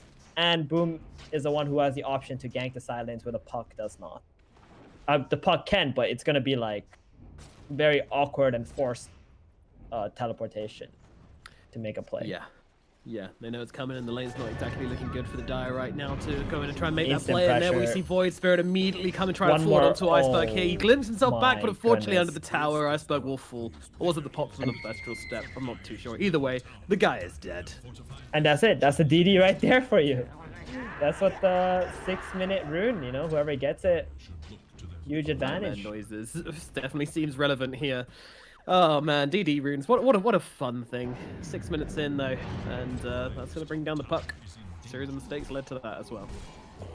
D2 now in the jungle with the IO. They do have some stacks available. He's not level 6, so doesn't have that Gauss strength, but that's okay. You get that overcharge instead to help you kill the creeps. And Slaughter, complete free lane, top of the last hits. 17 denies as well. Wow. This man's a beast. Yep, and he's going for a hood, so the Puck and the Jakiro are not going to be able to do a whole lot of damage to him too. Yeah, just wants to tank up and then probably going for that Blink Dagger, I would imagine, here on Toby. Would make sense to me. Viking, I mean, with that kill mid, I think they pretty much like won all 3 of the lanes at this rate. I guess bottom, he's done a really good job on general to catch back up, but if they can't take this bottom tower, this Beastmaster doesn't really mean anything. No. Like, he needs this tower. That's how the hero functions. As soon as he takes his tier 1, there's constant pressure going into that tier 2. He gets overly farmed, buys these aura items, buffs his carry, but if that tier 1 tower is standing up late into the laning stage and mid game, then Beast is not going to have a lot of room to move around. His game is just kind of very dependent on being able to push lanes and kind of play on map. If he's unable to do that, then the hero just feels like he's, you might as well pick something else, basically. Yeah. But Shad is just kind of sitting here with a blade mail. I mean, it's hard for him to actually make plays. They're going to smoke to mid. They're like, okay, we can't go on the Spectre because it's too tanky. Oh, They do find the Undying. Jungle. Yeah, Celery You should want be to dropped drop here, though. He might be able to turn up the Tombstone, turns around with the Decay, with the Soul Rip. I mean, that's a 3-man Decay, and they're going to be able to well, blow him up, but the return kill comes in very quickly from Boom. Looking for the second one here, as General's going to be the next target. The Puck coming over as well, though, so they do have to be a little bit careful of Iceberg. Coming across with that Arcane Rune as well would have been really scary for Viking if they overcommitted onto that one, but they're patient, they hold back, and Iceberg won't be able to jump into that engagement. Yeah, and that's pretty good trade for Viking because as a smoke from Na'Vi to the mid, they wanted to get like a roar or a coil and kill this void, then lead that into like a tower take. But because they got revealed on the Undying, they just traded 5 for 5. Top lane Toby, relocate. Oh, coil. Relo's coming in. They want to bring down this Slada. Can they do it? I think they can. God Strength is coming down. He turns around with the 2-man crush. It's not going to make a difference, though. Toby will still go down as Vtune claims that kill. Nice relocate in from the IO, just punishing him from being so far up that lane. Yeah, that's a 4-man gank onto the Slaughter. But the one silver lining here for Viking is that Shad, he's just bottom now all by himself. The Beastmaster has left the bottom lane. He's gone top. He wants another home, and that means his tower bottom is just not going to die. 4 bounty runes to the side of Na'Vi? Oh, right. Roger's got a shovel. Got it. Okay. 4 bounty runes to the side of Na'Vi, and Viking get themselves 1. A little bit confusing there, but we got to the bottom of it. Well, overall, I mean, Toby's not going to be too perturbed by that death. He's no longer top of net worth, but it does give Vtune a kill, which is pretty important. So again, we're going to want to see Viking doing something to pressure Vtune, or at least pressure the lanes, try and get some towers, perhaps. What do you think the option is from them? As Oh, Celery wait, getting caught out Celery. again here. Another day, another tombstone, another decay, another soul rip. Yeah, they're not worried about this. It's just Roger and always want to fly. In fact, getting the Oh. tombstone cooldown from this is probably kind of worth. Definitely, and they're gonna have Coil up and the Beastmaster Roar up. I think they're just gonna keep playing off the IO relocate. They understand that the Sven is just farming way faster than the Spectre ever will.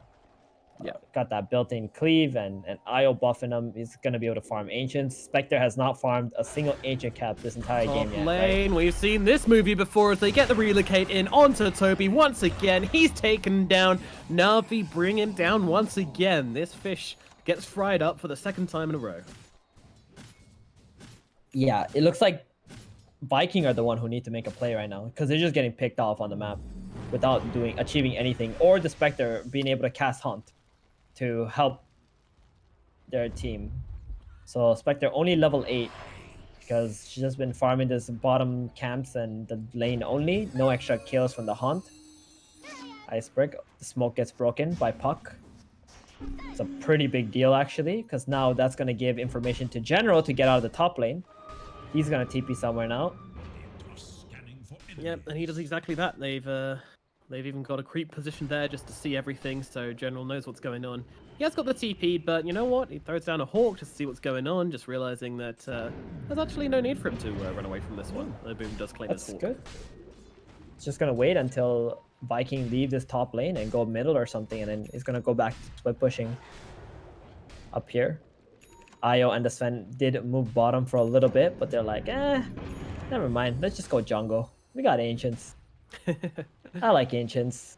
This is a fun map, you know? Fun patch, just ancients. That's the name of the game. Yeah. Get those ancients, stack them up, kill them off, and consume with your carries. Unfortunately, Sven consumes much faster than a Spectre does, and she's still laning down at bottom. In fact, she's even queuing up a Radiance in this game. Do you agree with that? Ooh, okay. So Radiance is really good against Beastmaster, right? He's got boars, the bird, like it's all nice and stuff. If he goes Necronomicon, even better, but he's not gonna go for that. He's going for the Solar Crest. So it's just the evasion factor, I guess. The damage onto the Jakiro and the IO. It's a decent build. Always want to fly it. The Jakiro getting caught down in the backlines. Roger comes in though with the tether, with the heal. Mech comes through. They're going to keep him alive, and now they look for the turnaround. Toby could be in some trouble. Is anybody going to come and help him out there? Yes, there he is. The Horn comes in, jumping on towards one of fly, and there will be no heals this time coming out from Roger as they will get the kill they originally came from. But now both of them, they're being held still under the tier 1 tower here, but it's not really too much of an issue for Viking as they will just be able to wait it out, get themselves back. They're still under the cover of this tombstone here, so fighting is maybe inadvisable, but they're going to go for this anyway with the 2-man stun, but they turn it around. Stun comes out onto the Sven. Sven looking for Celery instead as they turn their attentions onto Roger on the side of Viking. Can they bring down this Io in time? Yes, they can. V-Tune whittling away at Shad, but Shad doesn't really care. He's just going to run himself back. There's not enough damage on this Sven right now for him to be too scared, as Boom does get picked off by Iceberg in the backlines as the stun comes through onto the Spectre, but Toby's backing him up in the side of that river. That is his domain, and Na'Vi will have to back themselves away. Okay, Viking, right mindset, make the play on the mid, get the haunt used, take the mid tower. They managed to do so.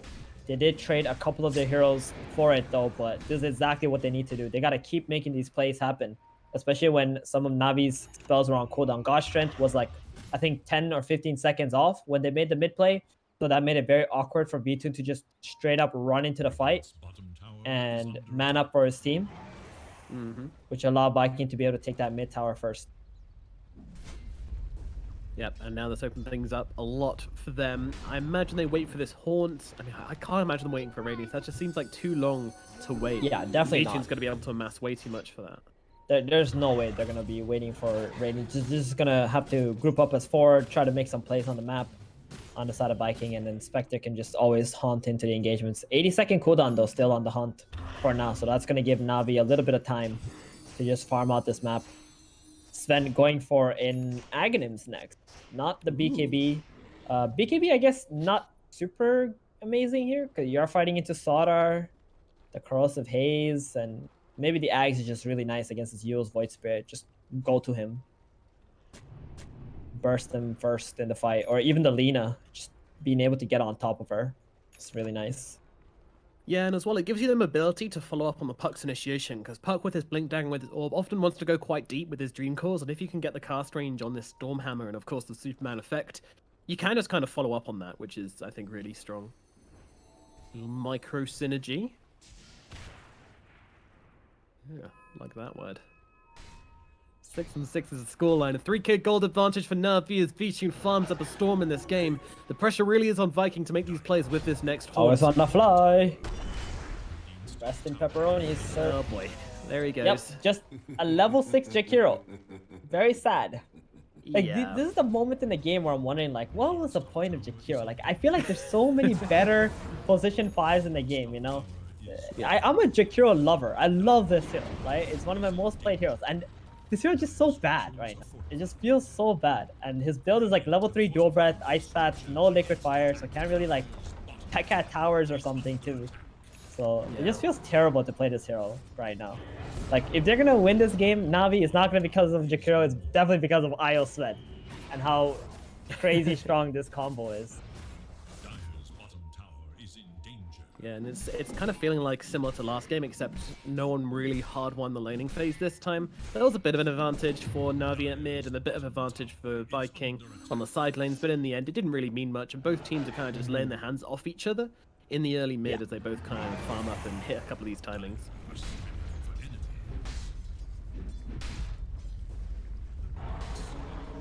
It is concerning though, like this Sven is just kind of amassing more and more. I mean, to be fair, his net worth lead isn't increasing on the Spectre. It's actually platoon the same. 2k gold is what it was earlier as well. So right.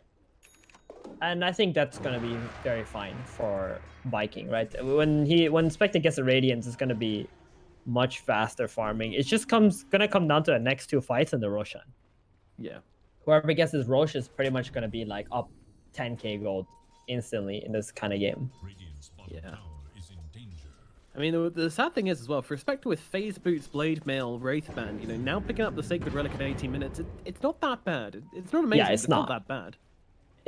Actually, she's farming very, very well, to be fair. 2 and 0, just maybe wants like another kill or two that could have made this Radiance a little bit faster, pretty much.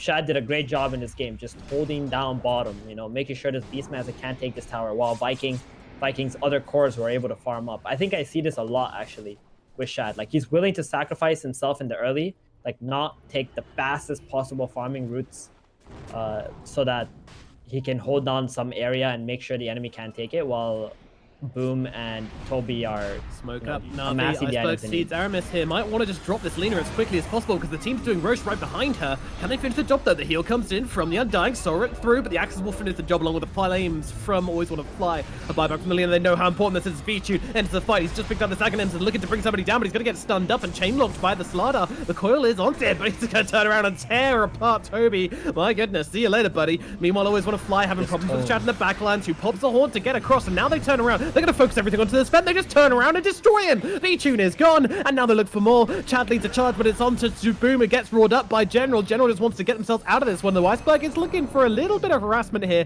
He's trying to play around with them as he's going to get the orb behind, but unfortunately he's under that tombstone. It is just about to run out, but in comes that corrosive haze. That means no more escape as the science comes through, but the bash is there. The damage is in, and down goes the puck as well. Iceberg and Sven both dead. Buyback from Aramis, Toby, and Always Want to Fly, but it is Viking who are into the pit right now. They are taking down this Roshan, and there doesn't seem to be much that Na'Vi can do about that.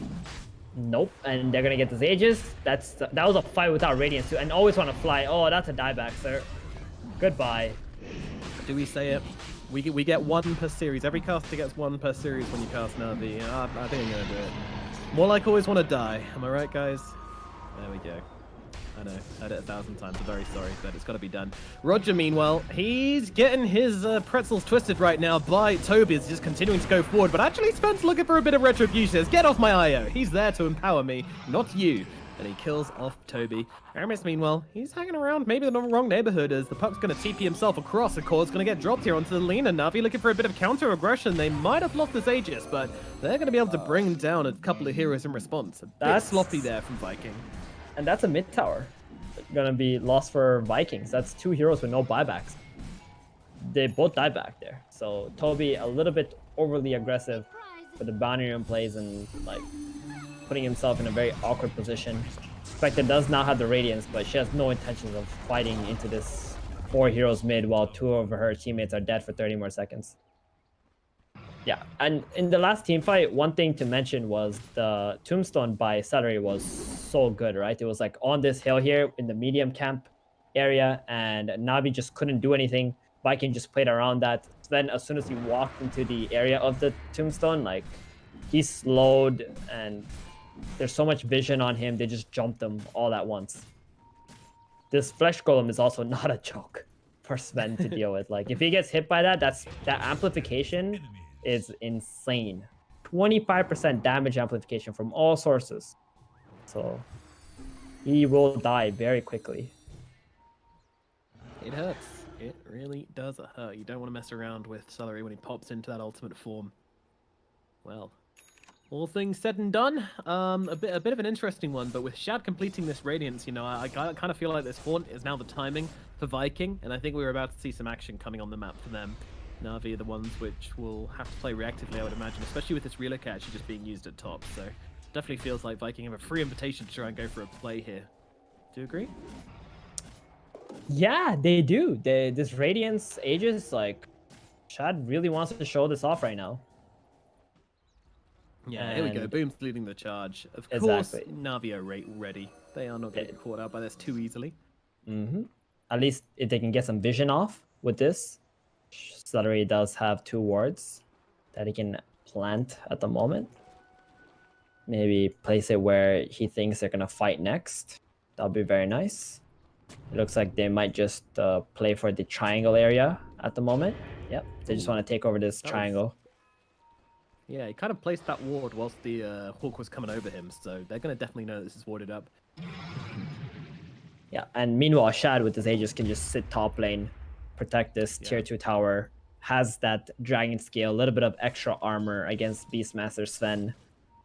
So they're controlling quite a bit of the map right now on Viking. Like if Toby and Aramis didn't die there, I think Viking would be the ones with the goalie. But because those 2 heroes died, Na'Vi had so much time to just, you know, dominate this map, farm it out, and they're the ones who amassed a little bit more of a goal lead, while Viking were the ones who got the Aegis. I want to ask, in that last fight, kind of going back a bit to the last engagement, where we had this big scary Sven coming in, he just finished off his Axe, he had an Echo Saber, he had a Mask of Madness, you know, I was expecting V-Tune to destroy that fight, and he got controlled up very well, and then they just turned on him and killed him instantly. I mean, what was it the Viking did in order to control this Sven, which so many other teams have failed to do in the past? So, first of all, this is a Sven without a BKB, right? When he had the Axe. Oh, fight breaking out first. Oh, the phone here as Toby jumps on towards Want to Fly along with Shad at the backlands here. They just want to try and take down the Jakiro straight off the bat, but meanwhile, Sven, he's going to tear Boom in too. Oh dear, that's not the start you want. Always Want to Fly being traded for Boom doesn't look too great for the side of Viking, but let's see how they can do this one as Laguna comes off onto Roger, finishing him off. His IO is gone, his battery is out, and now they'll turn around and deal with Toby. So Toby's been traded for Roger next, but Beachin gets on top of Alina, missing out a little bit, but does finish the job on to that spec. And now Shad comes up the high ground. I mean, she's not afraid. She wants to fight. She's got an Aegis and she thinks he can take down V-Tune and might just be right about that one as a blade mail gets popped at the very last second, causing V-Tune to kill himself upon her spiky blades, and she's not stopping. Shad's looking for more. General's going to be that next target. Finally, Shad realizes that he is one man versus the world and is going to get himself away, but interesting fight there. Yeah, I think Viking, even though they lost more heroes, they came out a little bit ahead. Spectre did get the kill onto the Sven, and that was like the worst case scenario for Vikings. They lost that White Spirit right away. He was trying to use against the Sven Stormhammer. That got instantly purged, and he just died before he was even able to do anything. So next fight, I think Viking are going to be able to get a better positioning maybe on Boom here, so he can show off that Aghanims that he's very soon to finish. Toby having a little look in at General and Always Want to Fly. However, they turn around and throw a couple of spells his way, and that's going to dissuade him from going for anything more, but he'll just return to the river, his natural habitat. He's a speedy monster in there. So yeah, you were talking about the previous fight, and you're asking like what happened to Sven. Well, he didn't have a BKB that fight, the one near Roshan, and also his first stun went on to Voice Spirit, who actually dissimulated the Stormhammer. So he was not able to pin anybody down and just go away at him. So as soon as that happened, they just kited him a bit, got him into the tombstone area, and then just slowed him up with that Undying. It was just way too easy to kill the Sven. But now he's got that BKB, so whoever he does go on, they should be dead. Should being the operative word. We'll see if he's able to make that happen. I mean, the last fight wasn't too bad for him. He was able to get down a couple of kills in Lena, and I think the Void got jumped with V-Tune and the Puck both comboing up together to bring down the Void Spirit in that last fight, so that worked out pretty well. So there is a Manta now complete on Spectre too. It's pretty scary for Navi, I think, to be able to deal with the Spectre. You're a Spectre expert. At what stage is the Spectre at right now? You know, like, is she like God tier mode or reaching God tier mode? You feel pretty God tier mode at this point, to be honest. Like, you've got the Manta, which means you can jump the backlines, just blow up the support. Like, she won't need help to kill off Voids on a fly, I don't think. Although Jakira typically pretty good against Spectre because of the AoE abilities, kind of stops her Manta from doing quite so much work. But, I mean, you just feel super tanky as well. With the purge which the Manta gives you in the fights, along with just Radiance and Blade Mail. Yeah, I mean, pretty beast mode. I don't think Na'Vi are particularly interested in trying to bring down the Spectre even once in these engagements. Kill everybody else is going to be the game plan. All they want is for Boom to, like, Astro step in, use, set up Aether Remnant, and as soon as he does that, Shad is just going to haunt it, right? He wants to just pair up with whoever Boom finds and just kill that hero off right away. So if Na'Vi are not ready for that, they don't have heroes backing up the dude who gets healed up, they're going to be having an uphill battle this entire game. Like, the remainder of this game. Toby finds an Always Wanna Fly. Doesn't have dust, though. Kind of playing around each other here. Yeah, Always Wanna Fly should still go down here as Toby gets on top of him. The rest of the team, I love how they didn't hard commit to that. They just let Toby deal with it. And the rest of the team kind of hung out on the low ground, ready to respond to anybody that came to his rescue. But of course, nobody wanted to help him there, sadly. And they're making their with a way double for jump more forwards, targets. maybe finds General here. Toby's going to follow up with the stomp, and they're even going to haunt themselves in. Man, they want this boy, and they will be able to kill the little beastie guy. Another hero in the bank for Viking. They are he's doing chasing it. Io and the Sven. He's not done with his hunt. He's not, but the dagger won't connect. V-Tune gets away. Roger also going to be able to TP out in trees, so nice separation and TP out from Na'Vi. He's going for a Scotty right now, Shad. I wonder if he's going to get mad that they're all TPing out in front of him and just, you know, buy a Basher. It might be a little game throwy, though. It might grief his team if he goes straight Basher, because I think if he has a Scotty, he's just going to own this Io, Sven, and also have so much more HP stats that Spectre loves to have.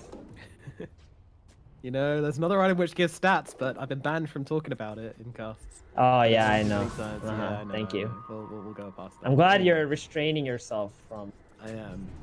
Talking My about toes it. are curled. Every inch of me wants to say it, but I'm not gonna do it. Na'Vi smoked up. Look and see if anyone's gonna come down the cliff. But look at Shad. He's reading them like a book. He's like, I know what you guys are up to. Throw a dagger their way. Get some vision on this Jakiro for a little while.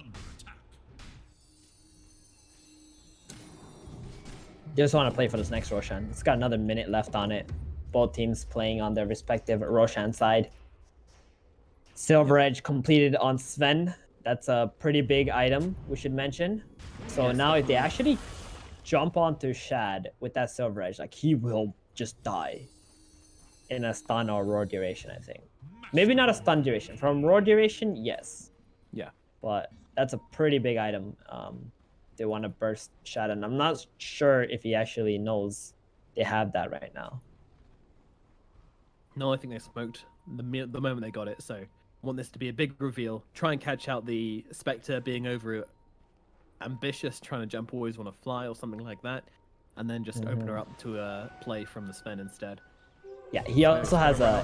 Oh, they jump in. They're looking for the IO in the back. Roger could be in some trouble. Goonblade's going to come through, but they don't actually want to finish the job here. The soft committal from Viking is pretty big here, because they don't want to follow through onto the IO. I actually like that play. They know that how much jump they have in Iceberg and V-Tune. They don't want to give them an opportunity to get a couple of kills here. Meanwhile, Boom on the front, being controlled a little bit by Always Wanna Fly. Shad. Just a couple of spells. Uh-oh, this is a big target. He tries to put the Horde, gets across to General instead. He's going to be okay. The stun comes through from the Sven, but it's out of range. And that's going to put an end to that engagement, actually. Oh, wow. You can reality through the leash. So he was able to just get out, and that was 100% dead shot right there. That was a catch from the Silver Edge, Sven, plus the puck coil. So just getting out in the nick of time. Very clutch Yeah. plays, and this means Goshen's on cooldown. That's gonna be an Aegis for Viking, just like that. Like that one play where Shad managed to get out with that haunt allowed them to get rushed, even if Navi didn't lose anything big.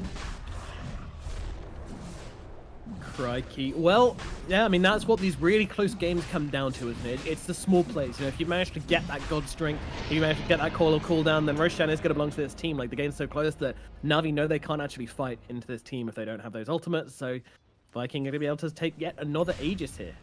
That's actually amazing. That taunt, like, it was just like 0.2 second difference between that Spectre dying Very, very and close. Navi being the ones taking that second Roshan. So it doesn't make sense too. Like how can you reality out of a leash? You know, it's just no consistency there, right? No, I would have blamed Navi for thinking that Coil would stop him routing away, but there we go. No, Spectre just says, peace out. Yeah. Well, it's a pretty well-known like fact that you can reality out of leashes, but the problem is like they had to go for the play, right? Yeah. They didn't expect Shad to have enough time to be able to pull that off. Well, the you just Sven took your stun was chances. the Sven stun was in transit. You know, like with the Sven Exactly. stun still connected onto Shad eventually, but unfortunately they're the other side of the map. He just gonna man up, start hitting this mid tower. This is that immovable wall now. If they commit to this Spectre with Silver Edge, it'll be a terrible idea because she's got an Aegis. And later she can just pick up the cheese from her team as well. Boom has that. He's holding on to it for now. Yeah, I was actually expecting them to give the cheese to the Spectre, but I guess with his Silver Edge pickup, the burst potential is actually there from Navi, so they just want to give her the Aegis.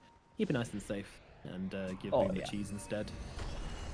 Oh dear, Always Wanna Fly gets called out once again by Toby. He loves him. He loves his little dragon, and will continue to beat him up every time he sees him.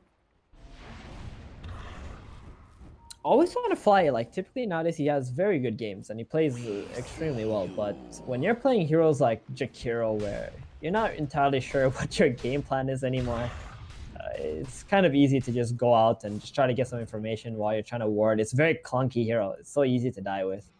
It's 1 in 10. Very sad. Yeah, your spells take so long to cast that to actually get away from engagements, like it's just extremely difficult. You're absolutely right. Slaughter has a gem now. Oh, wait. Boom bought that gem.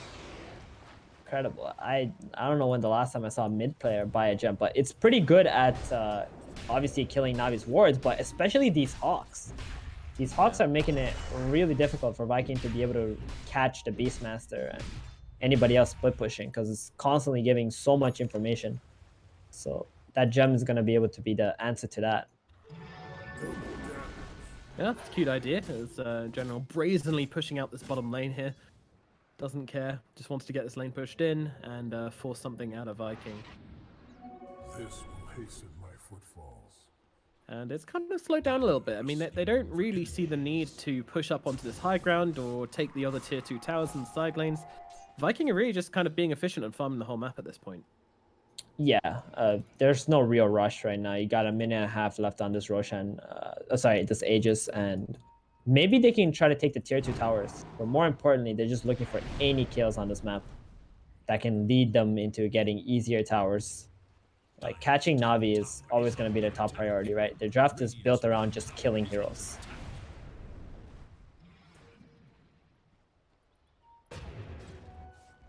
Spectre has very, very fun. The Spectre just overtakes him for the first Yep. time in this game. That's what I was gonna say, Nomad. It took the words out of my mouth. Finally, she did it. Yeah, she did. And she's a beast. Got that Scotty and already on her way to the Abyssal Blade. As soon as this Aegis drops, she's gonna have a Basher, and that's gonna stop Navi from being able to just TP out in front of her. Yeah. And also, once the Abyssal is complete, Shad can literally just click R, reality onto some hero who's split pushing, and just kill them. You're gonna get the Abyssal stun, and in that Abyssal stun duration, you get the Manta split off too, and boom, they're just gonna die. Beastmaster not gonna stand a chance against that. No, he's just going to get crushed by that. No chance TP away means no survival for Beastmaster. Unless he wants to commit the Raw to escaping, which is just not something you really want to be doing very often. Oh, I mean, I think what's going to happen is the Slardar is always going to be on the way to the Spectre while they're hunting the Beastmaster too. So you're going to roar, you're going to try to TP out, and boom, here comes the Slardar with the Blink Bash on your BKB, and it's just going to be impossible to escape. But that being said, the General is pretty farmed. I just realized this man has an AC. Like, I don't know where he's finding all this, but he's so good at playing this beast. BKB, AC. Normally, when I see Beastmasters, they're just like some kind of like support role, you know? But this dude is jacked. Oh yeah. Oh yeah, he's about as buff as the character looks. He's just been playing in this bottom side of the map, constantly pushing it in. Iceberg's been doing a similar thing as well, and yeah, exactly, not getting caught out whilst he's doing it. And that's going to give him so much money. Oh, Caster's Curse, please no. They see him in the trees. General, you're not safe. Pops the BKB. Raw comes down, actually, they're making the return play. Boom just gets baited here. Can they finish the job? The heal comes in from Celery. Is it going to be enough? It might well just be. Throws him into the air, and now he's going to be able to get the return kill to always want to fly instead, as Viking come in and answer the aggression of Na'Vi. Cute play there from Na'Vi. Almost beautiful, as Iceberg realizes he has to pop the BKB to stop him getting sunned up by Aramis. Toby's still chasing. Toby still wants him, but Iceberg's going to be perfectly fine here as he runs himself out. Okay, they used the Haunt. Beastmaster had to use his BKB. I mean, all in all, I think Na'Vi should be okay with that. They bought enough time for the Aegis to run out, and also Boom has given the cheese to the Spectre now, and Spectre has gone for a Butterfly instead of the Basher, actually. So, okay. Prioritizing the tank of Sven, since Sven does not have any evasion piercing items at the moment. Yeah, I like it as well because it just gives her like the more attack speed to kind of just blow up these backliners, and yeah, also the evasion into the Spence. She can just turn around and fight him at any point in the game. Yeah, which she's still gonna be able to do. I like it. I can't help but feel like she's lacking the catch though, you know, right now. I know Scotty is good, but they do have the BKB and the TP out. Like the Abyssal, it just feels like right now Viking, they're just having a hard time getting these heroes. Although they have really good heroes at hunting, and Na'Vi are just so good at playing out the map and just constantly split pushing and making sure that they don't die while doing it too. Yeah, I suppose she's relying on Toby to be there and Boom to be there to kind of make the lockdown happen for her. But yeah, it does stop her going for any kind of solo plays or in the team fights, going alone and just trying to find that pickoff. So it's got to be a little bit worrying. See if VTune decides to adjust his item build in any way as well, since the Spectre does have a Butterfly. He's pretty much the only hero who can actually kill the Spectre. And she hurts. I'm not sure if he can actually ignore the Spec either. Yeah, it's becoming catch-22 now. If you kill her, she kills you with Dispersion. If you don't kill her, then she kills you with the right click. So yeah, good luck, basically. You're still gonna need to kill everybody else first, I guess. Like Sodar's they're invading. They really want to go for the big plays. He's gonna blink past. Always want to fly. Try to go for the IO. They're immediately turning it around onto the Slardar here. Toby getting pretty low. Has to swim himself away. Vichon with the BKB is gonna be able to kill him off. Meanwhile, Shad jumps in the back. Can't really do anything to the Jakiro though, and it's just gonna be a straight up trade. They bring down the Slardar. Oh, hold on. Always want to fly. Might not be out of the neighborhood yet, as he's got a ton of zombies on him, and he's gonna get cut up by that little illusionist cape summoned by Shad. I think Na'Vi are saying worth right now. They got the Slardar. I was just saying that the Slardar is probably the best target for Na'Vi to kill. He's giving so much damage amp with that Corrosive Haze. He's extremely annoying with the bashes against these BKBs. So killing him off first would be the best for Na'Vi, and they get the kill. Gauchant is on cooldown though, but Roshan is not yet alive for Viking to take. Get in that pit. In 50 seconds, he will respawn. Na'Vi, they need Okay. ready. Here it is, Nomad. All right. Give me the You have like probably like a 20% chance you're gonna see exactly what I think you want to see in this Roshan pit. All right, hit just me, to help hit me you up out, since it looks like you're kind of confused. Is the Aghanims? Is the Spectre Aghanims? He's not gonna buy it. He's just gonna collect it from the third Roshan. Oh, I'll be excited about that. Yeah. This is the item that you're always looking for a Spectre to have. It is. I love Spectre Aghanims. It's my favorite. but It's I'm gonna not gonna be- start talking about it. I'm banned from talking about it in casts. Okay. Oh, It's up heals in out 1 second. onto Chikiro. They've got the taunt to follow up as well. And Always Wanna Fly is going to be in a bit of trouble right here as Oh, he no. pops that Ghost Scepter and gets completely torn apart. That is Oh, bad. Roshan just that's very respawning. bad. It's going down quickly. Na'Vi, there needs to be an answer here, and I don't think there's going to be one. That's very bad. Without Jakira alive, they're not going to be able to smoke. They're not going to have any vision, so they're just going to give this up. And there it is. Boom. Spectre Axe. Now you can talk about it. You're no longer banned anymore because it's an actual thing that's happening in the game. Sweet, the ban has been lifted. Well, this item's actually insane on Spectre, right? 35-second cooldown to teleport anywhere on the map as long as you got vision on the target. And also, you can use it in teamfights. You can use it along with Haunt as well to just drop, like, how many illusions is going to be on one target now if she wants to? She can drop Manta, she can drop Illusionist Cape, and she can drop Shadow Step, and she can drop Haunt, all on one target if she wants, or she can just kind of take down a support without even having to TP to it. Like, it's pretty insane. I like it a lot. We'll see how she chooses to utilize it, but it also gives you an extra bit of catch in the team fights as well, just to jump across to one part of the fight to the other. And when you're playing Spectre, fights often get split apart pretty badly. As we have that Shadow Step coming through straight away onto Roger, immediately trying to just pepper the IO here as they're going to look in towards Boom. Boom's in some trouble. The big fat crit comes through, takes him out. Meanwhile, Shad's still sitting on top of this IO. IO doing a really good job of just kind of tanking up through Shad here. He's eventually going to go down, but Vichun takes another. Celery's going to drop. Now Shad used the Horde to get across to the Sven, but Sven's just looking for more targets. He doesn't care about the Spectre. He wants Toby, and he's going to find it. Vichun takes another name, and now he turns across to look towards Shad instead, but he's reflecting so much damage. It's actually kind of tricky. Boom's coming back in. I'm not sure this is the best idea, though. Yules comes out from him. He's got a cheese available as well, but the Spectre is actually going to be one who's going to be roared up currently as Boom jumps across, moves to the back line. General's going to get finished off, and now they look across towards the Spectre. Spectre, though, she's reflecting so much damage, but do they really care? The jump across with the Shadow Step, it's not enough. The Spectre dies. Shad is dead. Na'Vi take the team fight. Holy crap. They just ate through a cheese, a Aegis, like two Look at this Spectres fight just because recap. of Sven. Look Alright, at I this gotta take fight a look. recap. 17,000 damage dealt by Spectre. 17,900 damage dealt by a Sven. What a... Jesus Christ. Yeah, but a lot of that damage Spectre dealt was healed back up by the IO and the Sven and the Satanic, right? So that was a big difference there.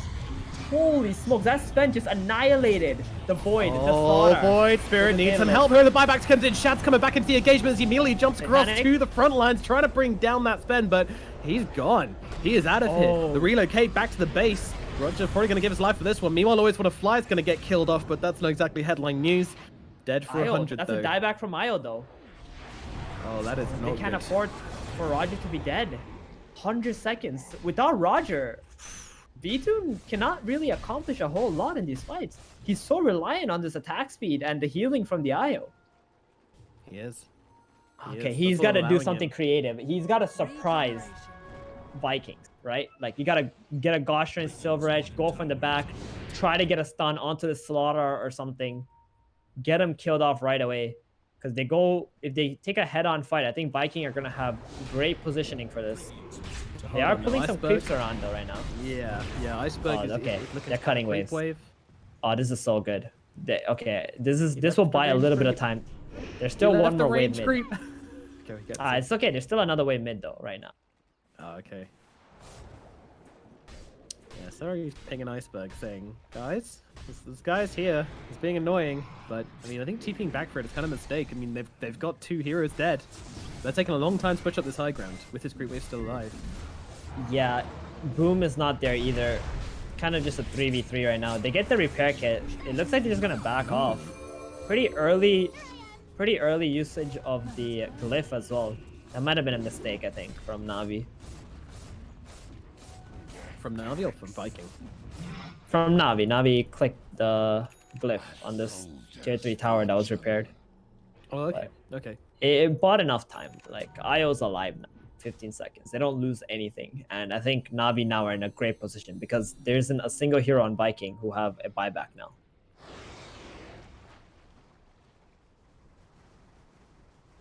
I mean, what more items can these cores really get? Shad, he is still looking for that Abyssal to replace his cheese, opting for no boots, because who needs movement speed when you've got Skadi? Iceberg, just TPs into the faces of Spectre, but no, Abyssal means I can't really do much about that. Meanwhile, Sven, he is going for the Moon Shard next, really is full on slots, doesn't want to consume his Ags, so instead queues up the Moon Shard. Yeah. With a Spec Illusion mid. Reload top from Roger. Boom is here. This could be dangerous. And they're going to pop these Shadow Steps. They're going to cross him as well. See you later, Roger. Dead again.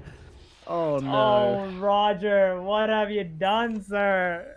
He did not expect a Shadow Step, Nomad. It was a Shadow Step that got him. Can't split push into the Spectre Ags. It's just not possible. And now they'll jump across with the Horn once again. The full map presence is too much for Na'Vi as they lose Iceberg as well. Another big hero does have the buyback as Na'Vi back themselves away, and Puck is not wasting any time on getting that buyback timer ticking. That's a Gosh Strength use by VTune. So they know this. Oh my. And that's going to be an opening. Unless VTune buys a refresher and surprises them with that. Viking are going to look to go in. That could be a pretty good idea, though. Doing that, yeah. Yeah, it could be good. Like, he's gonna need it eventually. Na'Vi just holding their high ground. You can feel the tension in this team. They Jeez. really want to try and take this game, but it's so hard. They actually just lost a 7k gold lead in a matter of like a minute, just because Roger died like that, and then they kill off the Puck mid with that jump because they know Io's not alive, and without Io, the Sven's damage output gets cut severely. I'm kind of surprised we haven't seen a Divine Rapier from this Sven, at least queued up. Doesn't feel that desperate, I suppose. He's okay. I mean, he's not focusing the Spectre anyway. Like, he doesn't need a Rapier right now. What he needs is just attack speed. He has so much damage when he clicks a Gosh Strength. Yeah, so true, he just right. So he just wants to go in and kill everybody, and maybe eat up the Aghanims first before he buys the Rapier. Here we go. Oh, he's queued it up. Okay. What did he sell? Wait, Wow, what did he sell? I'm a genius. Boots, right? Boots? Yeah, he got rid of his boots. Oh, okay. All right. The absolute madman. VTune purchases the Rapier. In the cover of smoke, Na'Vi are looking for the surprise plays here. They're feeling this game is slipping out from their fingers, and they are going to make the hallelujah plays to try and get themselves back into this one. VTune, he just wants to blow people up on the side. That's all he wants. Well then, seems a little desperate. It does, doesn't it? But I mean, from our perspective, they look pretty okay, right? Like, at the moment, they just need to stop dying with the IO and try to get a better positioning on the map. But if Rapier allows them to have the confidence to be able to do that, then I guess that's what they should do. Yeah, sure. It's not the Rapier which is giving you the confidence. It's just awakening the inner confidence within yourself. Exactly. How much damage can he do now? This is like a 3k crit, Sven, isn't it? He can actually kill someone in the Aghanim Scepter stun. Oh, that's what I'd like to see. We're gonna keep a close eye on this V2. That's for sure. We certainly Here's are. a smoke. We certainly are. How much can he do in these team fights? They're walking into the high gun. Viking, they're walking straight into their trap. There's so much vision down from the side of Na'Vi here. This could be dangerous. Boom's going to be the first target. General tries to go for the roll, but the roll's going to interrupt it. Meanwhile, they're just on the backline. Celery just gets cut in half, and he's using the cleave to get through General. Now they stun up the Sven. They're trying to control him up, and he pops that BKB, turns around, looks for Toby. Bye-bye, Fishy. And now the TP away from the IO. Brings it back to the fountain. Okay. They had to there. He would have got stunned up, and there was 2 tombstones there too. It's impossible for Sven to fight into that for the time being, so just get him out. They already got some kills. That's 2 for 2, 3 for 2. They wanted a bigger kill, I guess, on the side of Na'Vi as well. Must have done. Yeah. But man, I mean, that was really surprising. They took the Sven out in the middle of his God Strength and his BKB and just said no. I mean, I guess we're saying a good read from the IO in the end there, then, just to get him out of danger. His BKB was already out, so he would have got kind of like crazy under the tombstones, and then that would have been it for Sven. After that, they would have just kept stalling and then just chased him down. Yeah. Who do they need to catch then with this ultimate BKB rapier jump from V2? I mean, it was just such a split fight. They wanted to kill the Undying before he can drop the big, nasty team fight spell, right? But they were not able to do that. Exactly. If they killed him first and there was only one alive, I'm sure the IO could have just killed that up. But because there was one on the high ground, it just made it impossible for Na'Vi to actually take the team fight anymore. So they just kind of got out of there. Live to fight another day. That was Na'Vi's plan. Well, Roshan's going to respawn in 5 seconds. God's Strength is back in 12 seconds, and the Io's back in 14 seconds. So a lot of time. He also got at the same time. He just ate a moonshard too on He did indeed. That's weird. Why would he eat the moon? Shouldn't he just eat the Aghanims and then keep the moonshard? Yes, probably, but okay. I don't know. Maybe you know, wants it's the stats. Right, it's a pretty high tense situation. You're not really like thinking about, oh, this is the most efficiency move here. You know, just this is what I gotta do to win this game. He just wants to like eat that moonshard. Don't think about it. Just go. You know, think about like the fights. That's what matters right now. Wheels on the fly, going to give him some vision inside the pit with the ice path. Shad's going to get spooked away. Doesn't want to get caught inside this pit with his big nasty Sven pounding away at him relentlessly. The Hawk's going to give him the vision as well. Yeah, and really one did thing seem to like mention. Okay, go ahead. I was gonna say one thing to mention too, like with the Sven buying the rapier, like he's playing all in into this, right? Like he's not playing for buybacks. He's not playing for anything else. So no. He wants to just kill people in that BKB duration, and if not, like he just wants his IO to just get him out, and that's probably gonna be their plan for a while. Void would be an amazing pickoff too, if maybe Iceberg can get a Dream Coil on him. I'm not entirely sure who's gonna be able to pop that Lincolns though. It's quite annoying for this Sven. Pulls out, gives us some time to reflect. I think Viking really need to look towards trying to kill his IO straight away as well, just to stop him rescuing the Sven and kind of resetting the fights whenever they want. Definitely. That's going to be Shad's job, but this Ghost Scepter has been so pesky, and that's why Shad decided to go for the Nullifier instead of the Abyssal Blade. So that's going to help kill the IO. I think it's actually going to kill IO pretty quickly. And he doesn't have a buyback, does he? Oh, he does have a buyback. I think so too. Yeah, he's finally got his buyback. Yeah, the heroes without buyback is Sven, of course. Iceberg bought back in the last fight, and General doesn't have the money for it right now. Literally every hero on the side of Viking has buybacks. So, yeah, Sven, you got to chop through multiple heroes multiple times if you want to take this engagement. I think Viking are very prepared for this Roshan fight. Are you a fan of late game Nomad? I love late game. Yeah. Tensions just get higher. Tier 6 items very fun as well. That's good. I guess there needs to be a balance, you know? Like me, I don't like late game is like the worst. It's like complete randomness everywhere, you know? Yeah, exactly. It just comes down to who reaches which high ground or ward first, and then the fights just blow up and it's anybody's game, and it's just so sad. I like the controlled games. For you? I like the controlled games, you know, like the games where everything is so meticulous. Like you know where to go, you know where to be. You're just playing one by one, like one step at a time, and just like surgically destroy your opponent. You can't do that in the league. It is very interesting though, because I think it really does come down to like, you know, raw impulses and decision making on the spot, because there is too many things to consider in the late game for anyone to play at 100% efficiency. I believe like no one has games which go on this late regularly enough in pubs to be comfortable in this situation.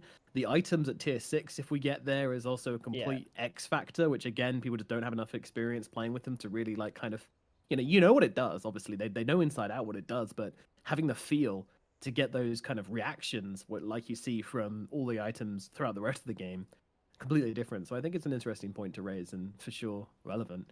But anyway, let's talk about this Roche fight. What's going to happen here? Because both teams are poised up, ready to go into Roche. Roshan's at about 50% HP.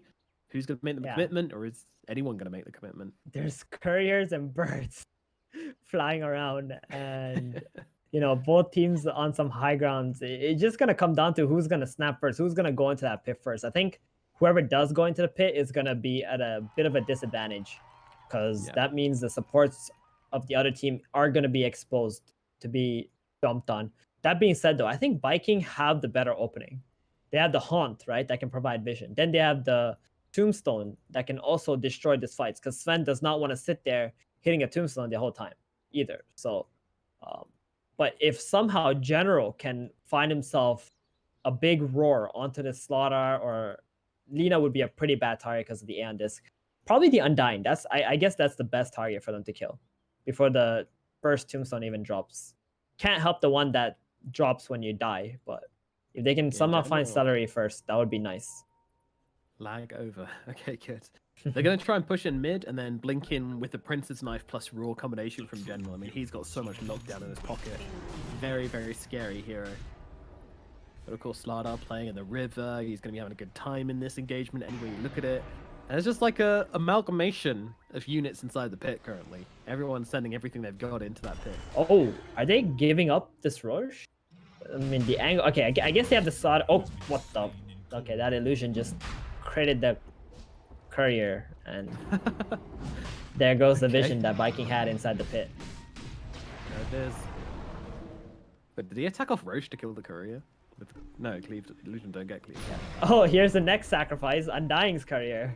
Yeah. Send them in. Make sure nothing's going on. Neither team is sure about this one. Both teams so tense here.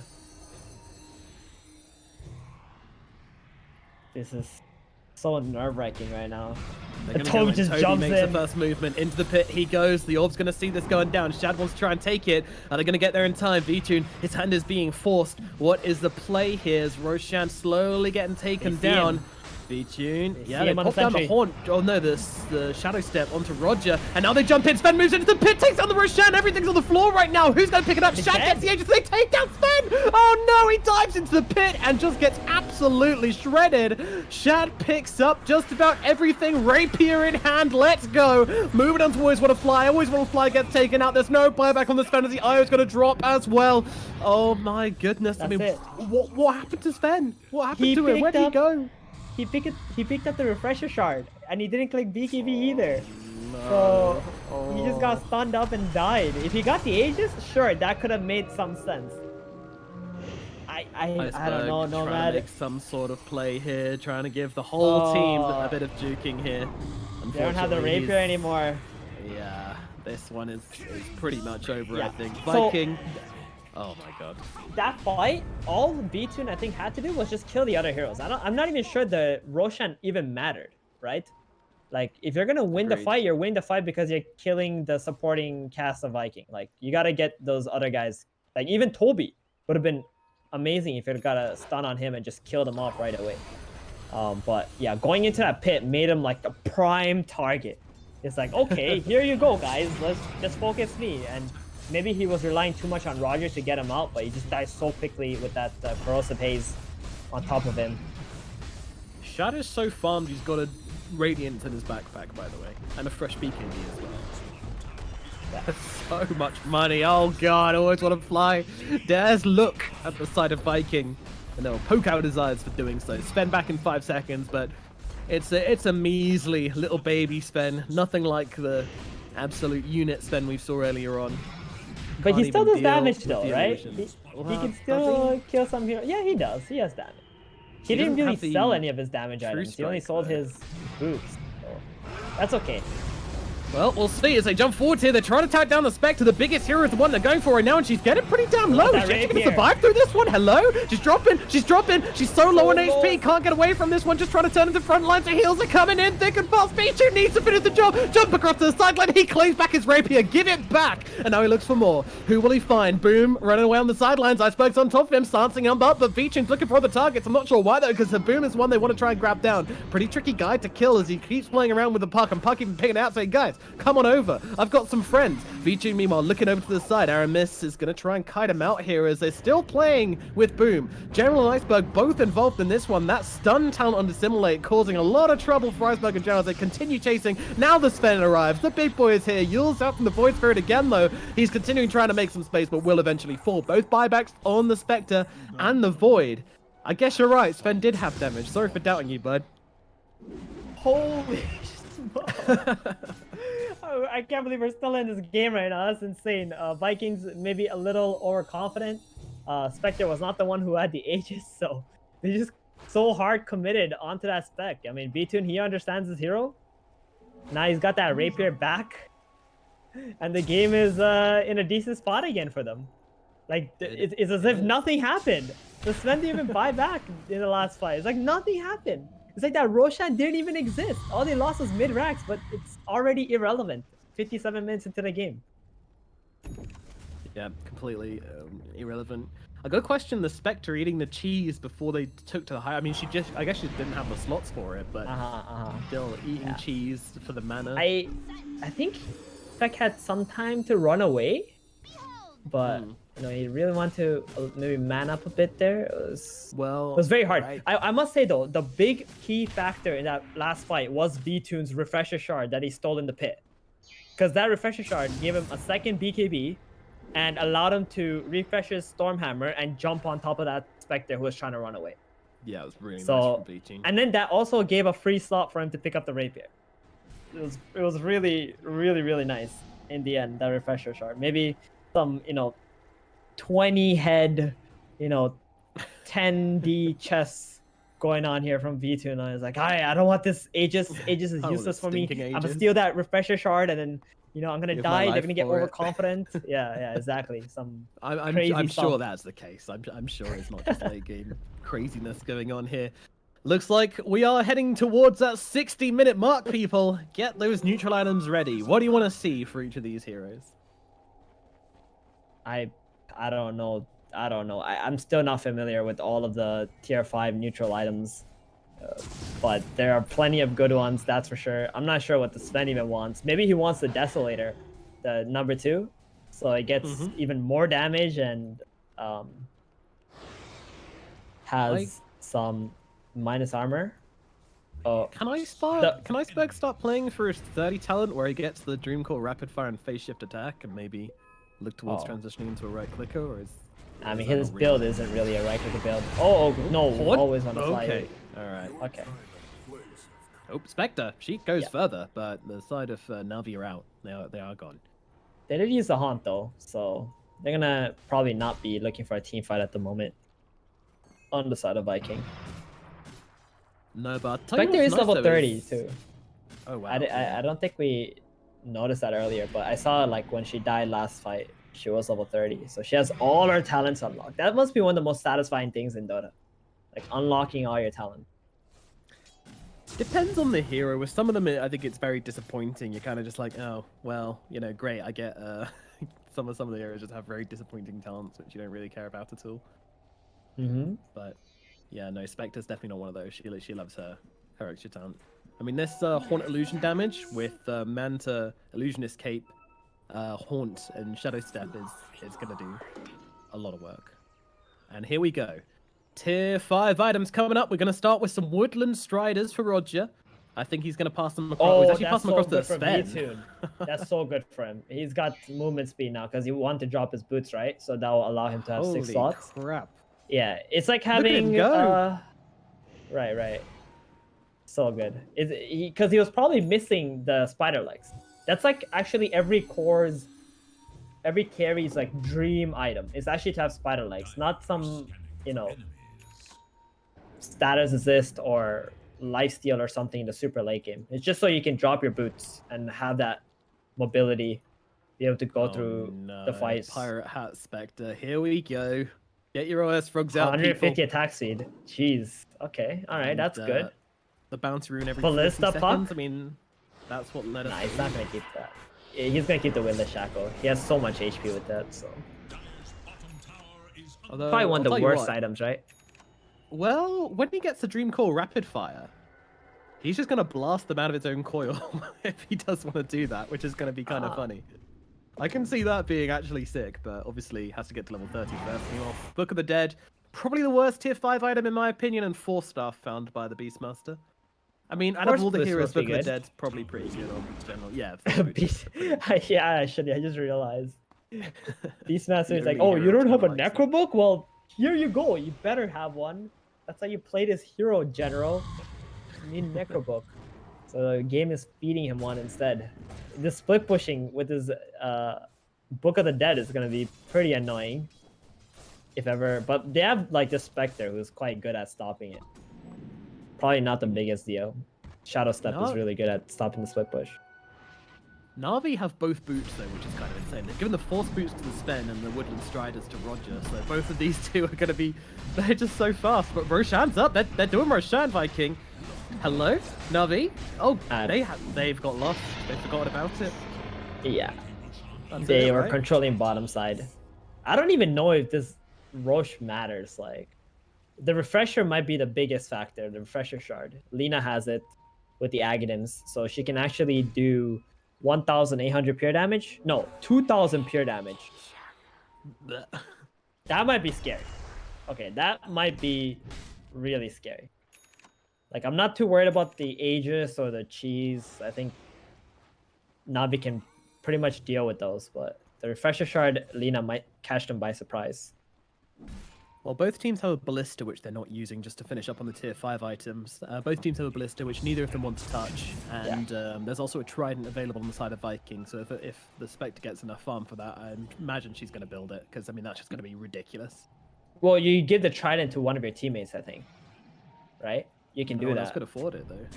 I mean, you buy it for them, I believe. Oh, can you? Oh, okay, cool. You might want him herself there. I mean, the stats increase. Oh, Toby goes to the D-Ward. MySpoke's going to jump on him immediately. The Horde's going to come out of the They go on the back lines. They're looking for Roger. Roger nullified up and taken on down. He's going to be the first casualty. Toby quickly going to follow. Buybacks from them both. Meanwhile, Sven round the back looking for a target. First Laguna Blade comes out. Second Laguna Blade comes out. But the heals come across from Roger as he TP's back into the fight. Wants to rescue Featuring because the fight's not going that great. But Spec! Oh no! She gets taken down. That's the first life gone. Great coil coming out from the puck as well. They'll turn across. They'll deal with Slaughter. The Sven is not getting taken back because he's doing 2 damage, but he needs some help here as he takes through 1. But now he gets cut down. The Sven is dead. Immediate buyback from Aramis here, but they'll take back the rapier. It's sitting on the floor. They don't even know how to give it to. Boom's going to be the one to take it. The refresher gets popped from Shad. The fight was not good from the side of Na'Vi, and no 100 gold needed for the buyback on the Sven here. That ain't good. Wow, I'm so Look surprised. for bottom, General. Hold on, General. In some trouble going for the TP away. Shad. He doesn't have the bash, but he has got the damage, and they're going to be able to take down General. The sad trombone comes out from him. Does have buyback, but they need to buy some time for this Sven. Oh no, Roger. I thought he was going to take him out. That would have been a perfect time to take him out. Even if your teammates died, they have buybacks, but the Sven does not have a buyback. 50 more gold. Still needed. Iceberg is like, this bounty can't spawn any faster. Come on. 65-minute bounty runes. Need to get my Sven back alive. Oh, look at these trees on the high ground. What is this? They built a wall. They built a wall. Shad will get across it quite easily. Roger cosplaying Donald Trump. Alright. Fortification comes out. Beastmaster buys back. They don't have their Slaughter. So it's actually Viking not really taking the initiative here. They must have thought this Sven has buyback, so they back themselves away. Once again, the game's not over, folks. The game is not over. And the Sven is just going to farm up another rapier. That's his plan. Shad, meanwhile, is going to go back to base, do a little bit of shopping, get on Amazon, get that trident. Yep. He drops it. Someone else will probably take it, I guess. He's going to give it to the Slaughter. Oh, really? What's the attack speed? Hey, that's a good item for Slaughter. It's pretty damn good. That's a real good Slaughter. item. And Spectre has another core. Way too much gold. Actually, would he like Pirate Hat instead on Slaughter? I feel like he would, you know. 100. That's a lot for Slaughter, right? That's a lot of attack speed. But you know, he's okay with this. He got so much status resist. 51%. He is getting destroyed in these fights, to be fair. So it doesn't really matter if you've got bashes if the Sven's just like targeting you and murdering you every engagement. Yeah. I don't know what he's supposed to buy against the Sven. Maybe like a halberd. I think that would have been the best choice, just for, even if it's 2 seconds that you stop the Sven from attacking, and then you can just like right click him and stun him up. That might be worth it for Toby. Yeah. Because the Sven doesn't have refresher, right? So he only has 1 BKB. Oh, bottom. They're going in. Oh, they are. They get him. General's brought down. Die back on General. Iceberg's still trying to fight up. They get them leashed on the high ground, but this Voice Spirit does not mess around. He does so much damage. And now he doesn't have that rapier either. He's actually He has an empty item slot right now. Yikes. And they are 4 versus 5. That ward that they put in from the last engagement, Viking, like it didn't get dewarded. I don't think the Book of the Dead was summoned and saw it, so that's how they caught the beast. Playing around, they get the Hex out onto the Void Spirit here. Vichun popping that ultimate, trying to bring him down, instead moving his attention over towards the Spectre, but Spectre is pretty damn tanky. Vichun doing a decent amount of work, though, as the Abyssal across onto Boom. Boom's going to go down. Vichun takes him down, and now the damage comes coming back onto Vichun. He's brought down, has got buyback as Voice One of Fly's going to get killed off by Shad. Shad finds 2 more kills, nobody left on Na'Vi. They've got a puck, and they've got a buyback available on the Sven. He's not even going to try it, though. The GGs are called. Iceberg runs in, but the game is over. It will go to Viking, drawing this series to a 1-1. Well, it wasn't, this long, drawn-out, exciting fight that we were expecting, but instead just General getting caught out without buyback, and unfortunately Na'Vi just unable to fight without 100% of their heroes available and ready to do so, but still a very exciting second game in this series as Viking managed to draw the series out to a 1-1. Wow, I mean, what a ride there at the end, Thebes. This was such an insane game from both teams. I mean, you see the power of Sven, right? Like they lost their lanes a little bit, and then they're fighting into like the Slaughter Spectre and there's like double Tombstone. It doesn't matter. The Sven just goes in, just one shots, right? And like this Slaughter was so tanky. He had AC, Satanic. He tanked up so hard with Agnes and stuff, and then boom, Sven just kills you. So Na'Vi, like it's so scary to play against his IO Sven.